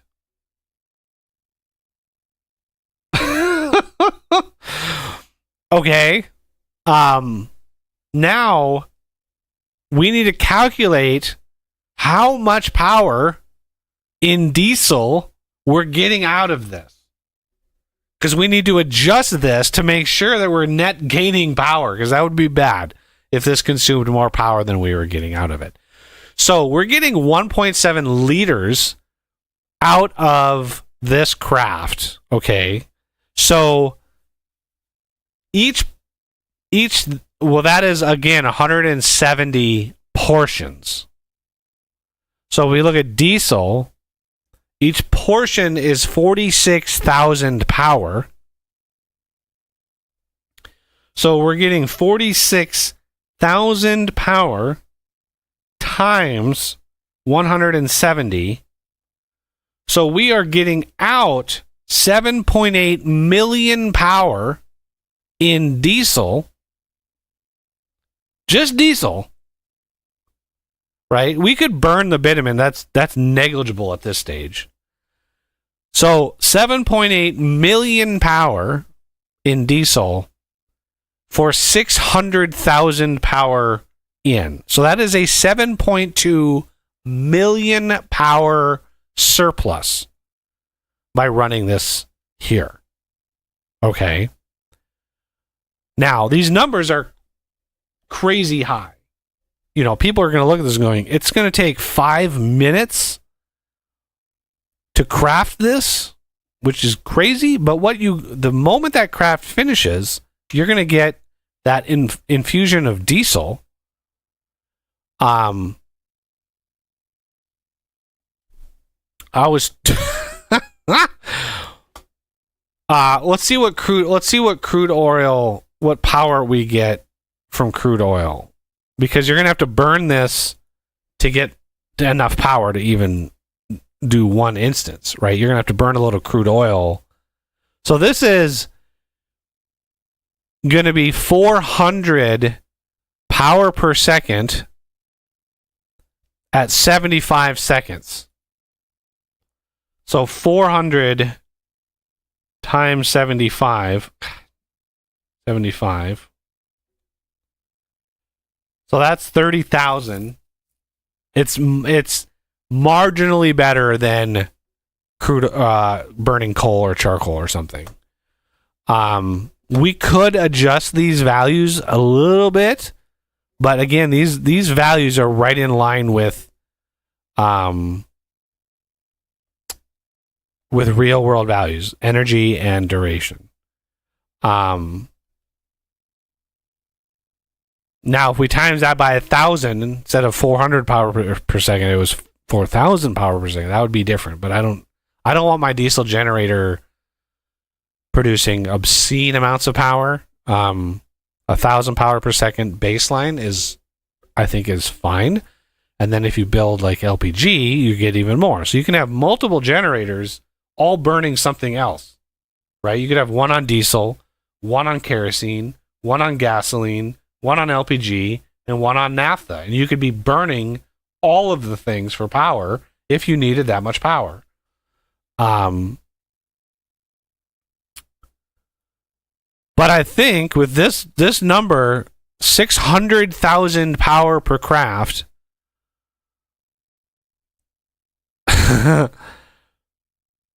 we can adjust this higher or lower, but the amount of power we're getting out, 1.7 liters of fuel, 7.8 million power we're getting out of this just in diesel. And then that's true with all of these. They're all the same output in diesel.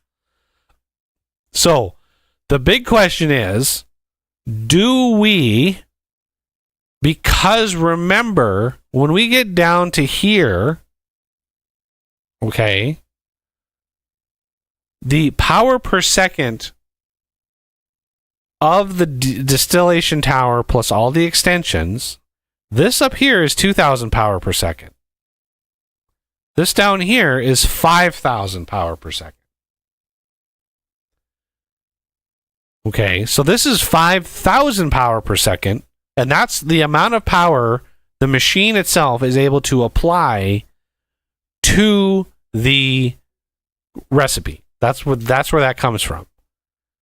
So rather than if we leave everything the same, all these power per crafts we would set to the same value, right? And the thing that changes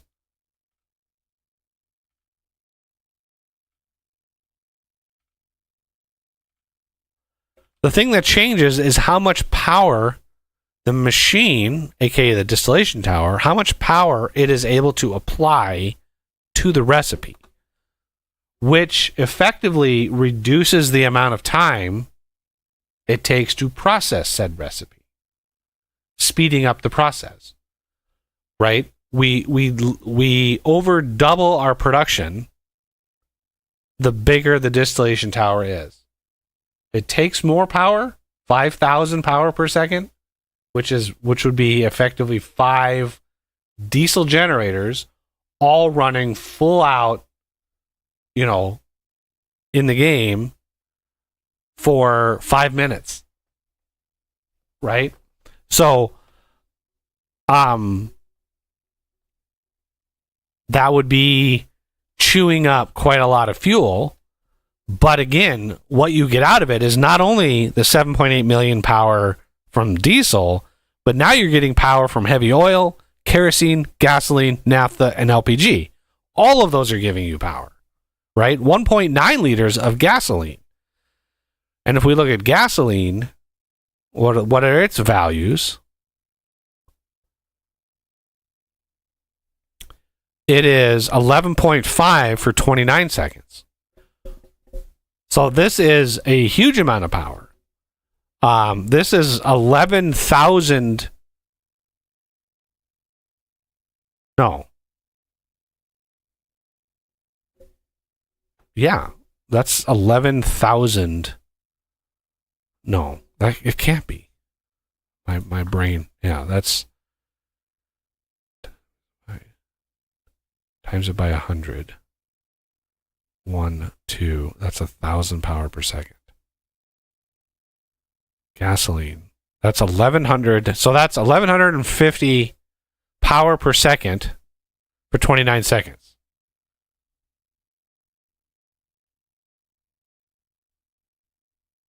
So that is 33,000 power. So you've got, like, if you added up all of the different power returns from this, right? This 1.7 here. So we have kerosene gas, so 1.9 liters of gasoline. And this is proportion. So this is 33,350 power. And then we times that by 190.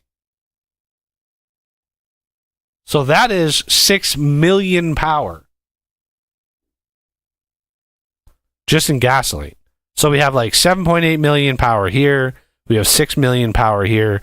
So it's a lot of power in this top tier. So it makes sense that this would be extremely expensive and slow, because it is a obscene amount of power.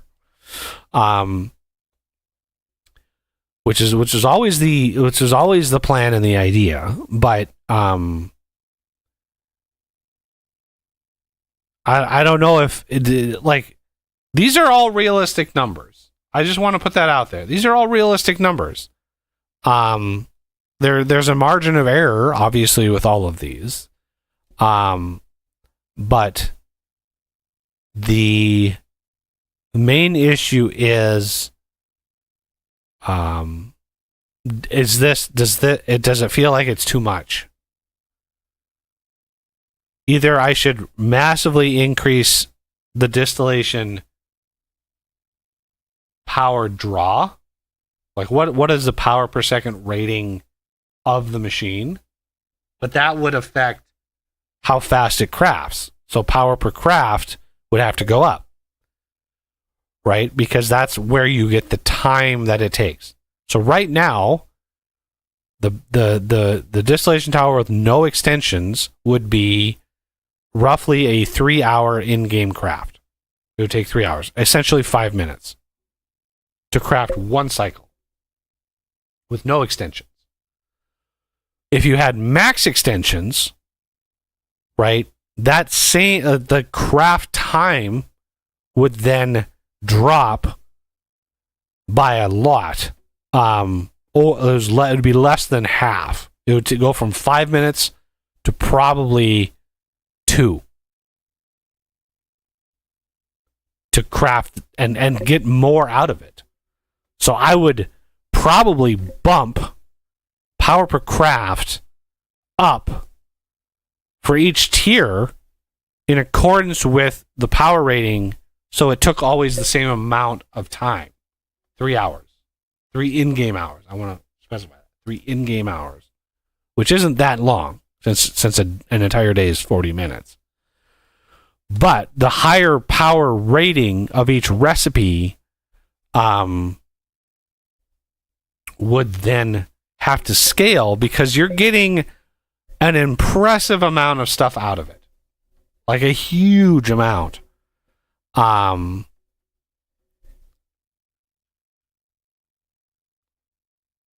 So if we take like the 3,000 seconds, this is where we came up with this, right? 2,000 power per second times 3,000 seconds, which is 5 minutes.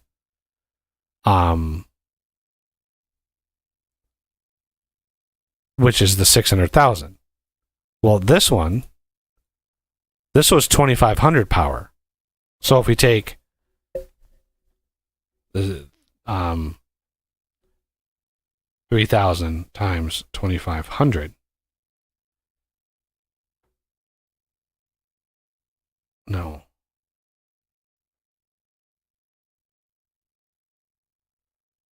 What am I doing wrong? That's a very different number. We have 5 minutes times 60 seconds. Oh, it's 300. Not 3,000. That had me worried.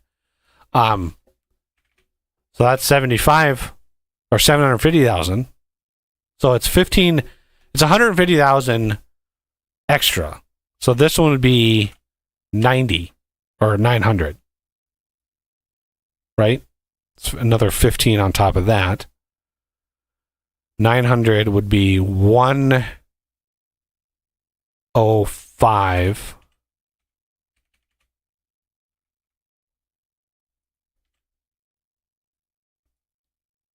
Right? 1,000,000 power. And then another 50 on that would be 1,2. Okay.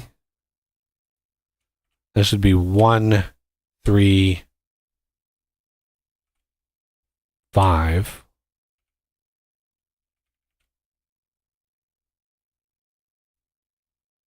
And this would be 1,5.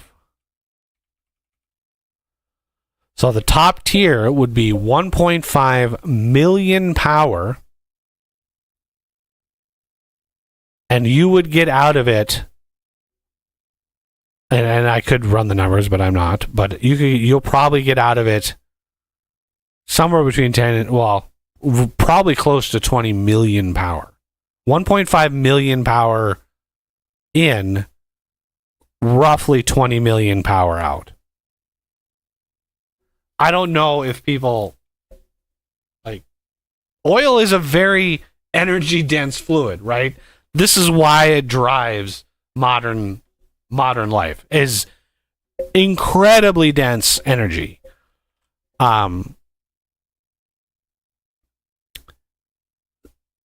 there's not really a way of figuring out like how much power a distillation tower takes and trying to convert that into the game and power per second ratings and stuff. Like it's not directly comparable, which is why I don't do it.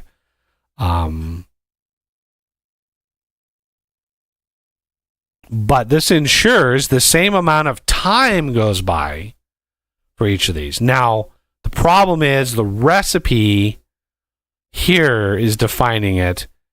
The distillation tower itself, I have that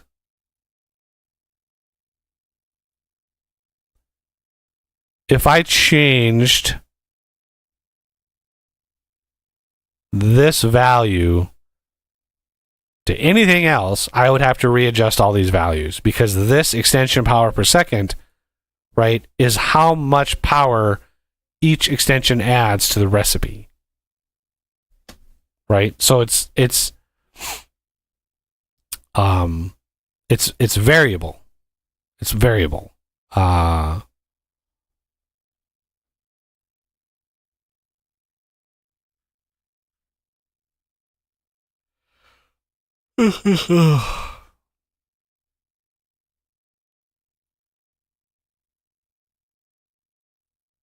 So yeah, if I bump this up to 1,000, I would have to readjust all of these numbers in here. Instead of 130 or 150,000 per extension power, I would just have to double it to 300,000 per extension. And so each tier would go up 300,000 power instead of 150,000. Essentially what that does. But I like this balance more than something like crazy fast, right? If the distillation process should take a while, it's not instant. We could even extend it even more if we wanted to. We could double all of these numbers, right? And that would make it take 6 hours in game, which would be 10 minutes for a craft, which would also encourage building more than one distillation tower and having a whole freaking oil refinery build with pipes and shit going everywhere with generators, and you know, people would get their industrial build fix on with all the different things you could do to build it up and make it look fancy with fluid pipes and stuff run everywhere. This is mainly why I wanted to why I redid the fluid, the pipe system. I knew going into this, the pipe system was going to need to be very, very, very solid to work right. So that's why I redid it. Now I need to rethink power. But power works, so I don't want to mess with that too much. For the most part, power is rock solid. It's very, very good. There are a few edge cases that people run into once in a while that they neither know how it happened nor are able to replicate it, which, you know, those are the ghosts in the machine. It is what it is. If I can't replicate a bug, I can't fix it. If a bug is like, oh, this happens sometimes, it's like, well, then it's going to break sometimes.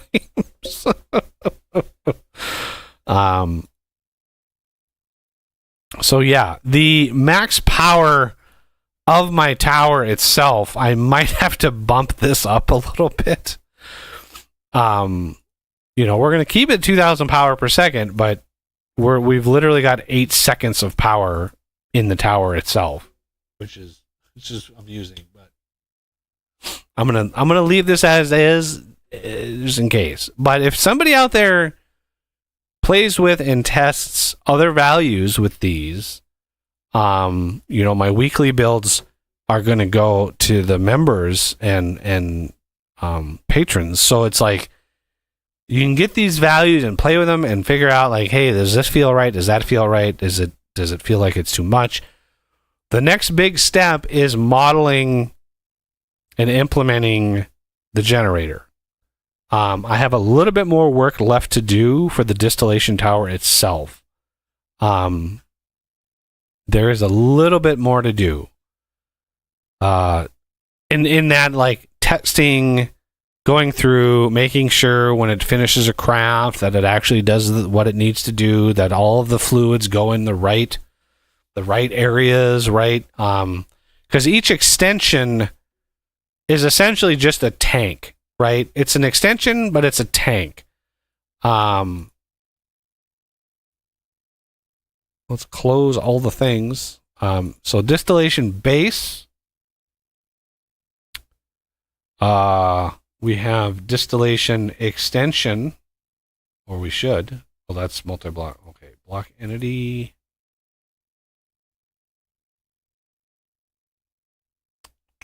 MB. Distillation extension. So essentially what this is it's just an inventory, a single slot that is the tank. Okay.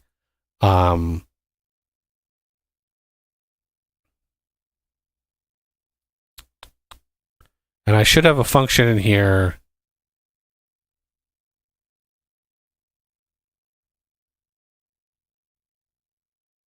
Find valid base, yeah, get rotation, get block info, activate core, player right click. I thought I had one in here that was, maybe, let's see, is the actual slot public output slot? No, see, this is only a get. How do I access?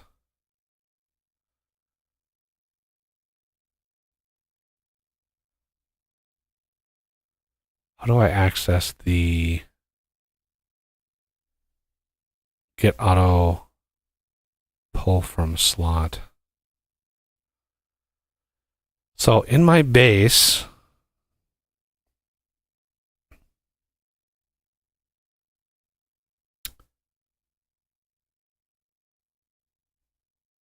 outputs, get block entity, extension, output tank. And I pass in the outputs.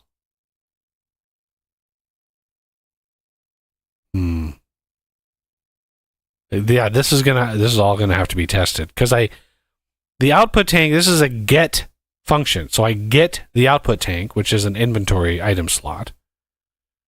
Then I try to craft the recipe.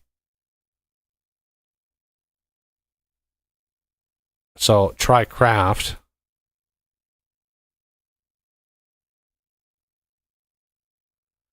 I pass in the output slots, but then I try to adjust the stacks inside. So it has to be tested to make sure that a get can be set, because what you're getting is the slot, and then I'm changing the slot. I don't want to change the slot. I don't want to set the slot. I want to set contents of the slot, which I think it works fine. At least it doesn't give me any errors, so that's a good sign. But right now it's largely untested. I needed to get the other fluids in and get all of that stuff done. So that was on the agenda. But yeah, this is, and then we will eventually, I'll eventually add the big cracking tower, which if I can track down the screenshot for that, where was that?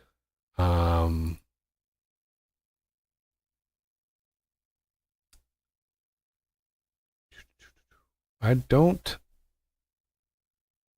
know where that went. Now the Immersive Petroleum mod called that a coker.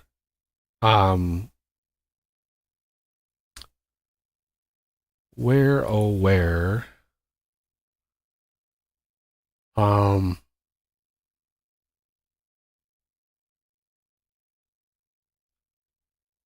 it be in screenshots?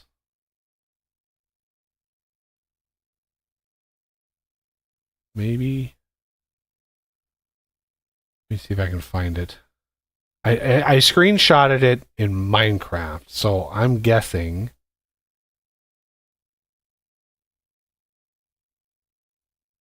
Where would that have gone?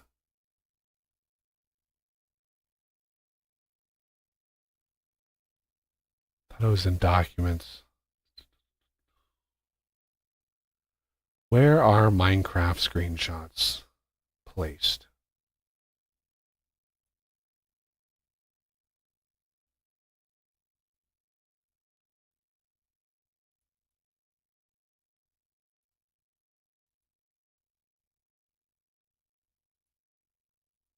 Local, maybe?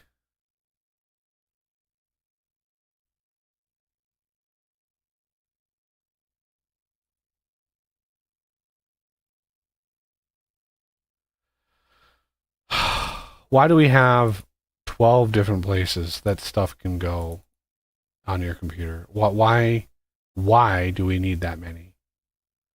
Like app data. Okay, app data. I understand. But local, low, and roaming? What? Why? Why?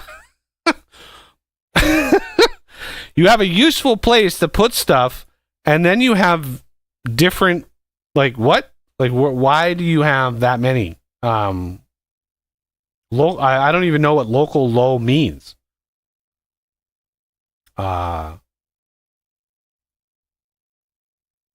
So I'm guessing it's under the base here. If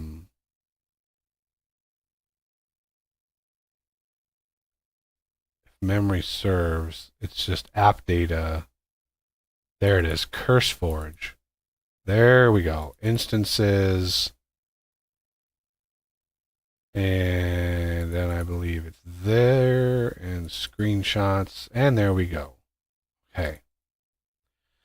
Whew, that was Jesus. So this is the, again, Immersive Petroleum. This is the distillation tower.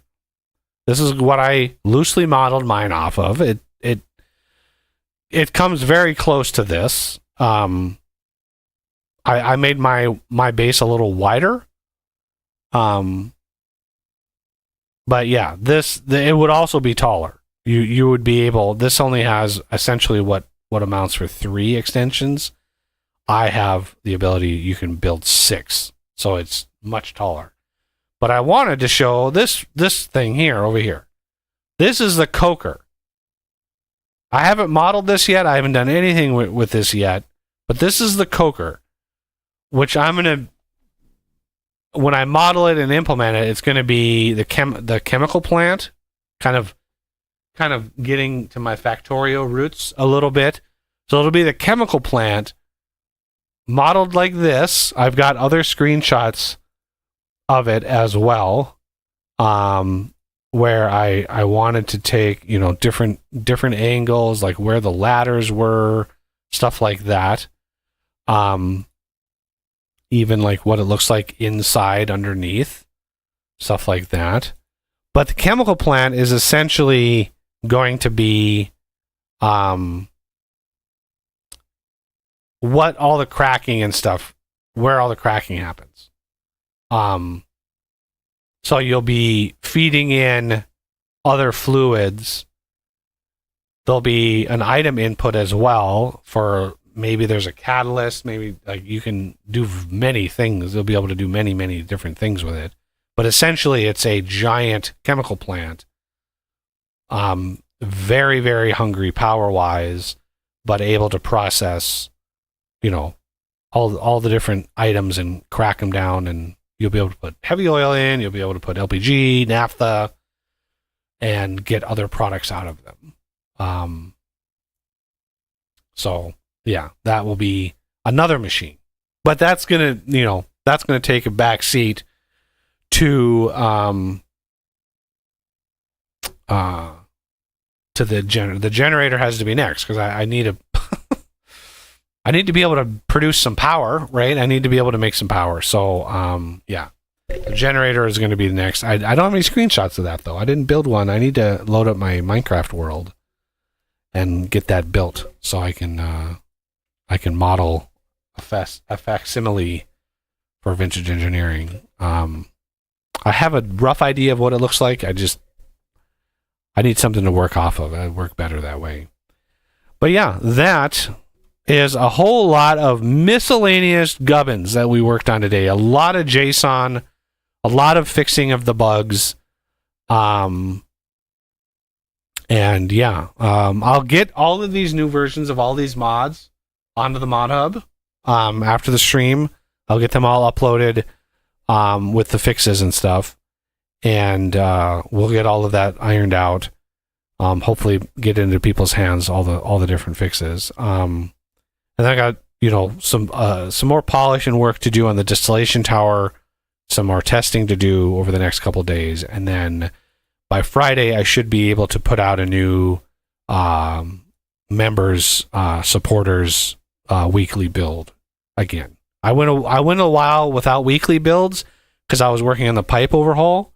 Then I was waiting on 1.22. So now all that's behind me. Now I can work on features again and basically do what essentially is a sprint, weekly sprints to, whatever I'm working on is essentially what I'm modeling, is kind of the modern day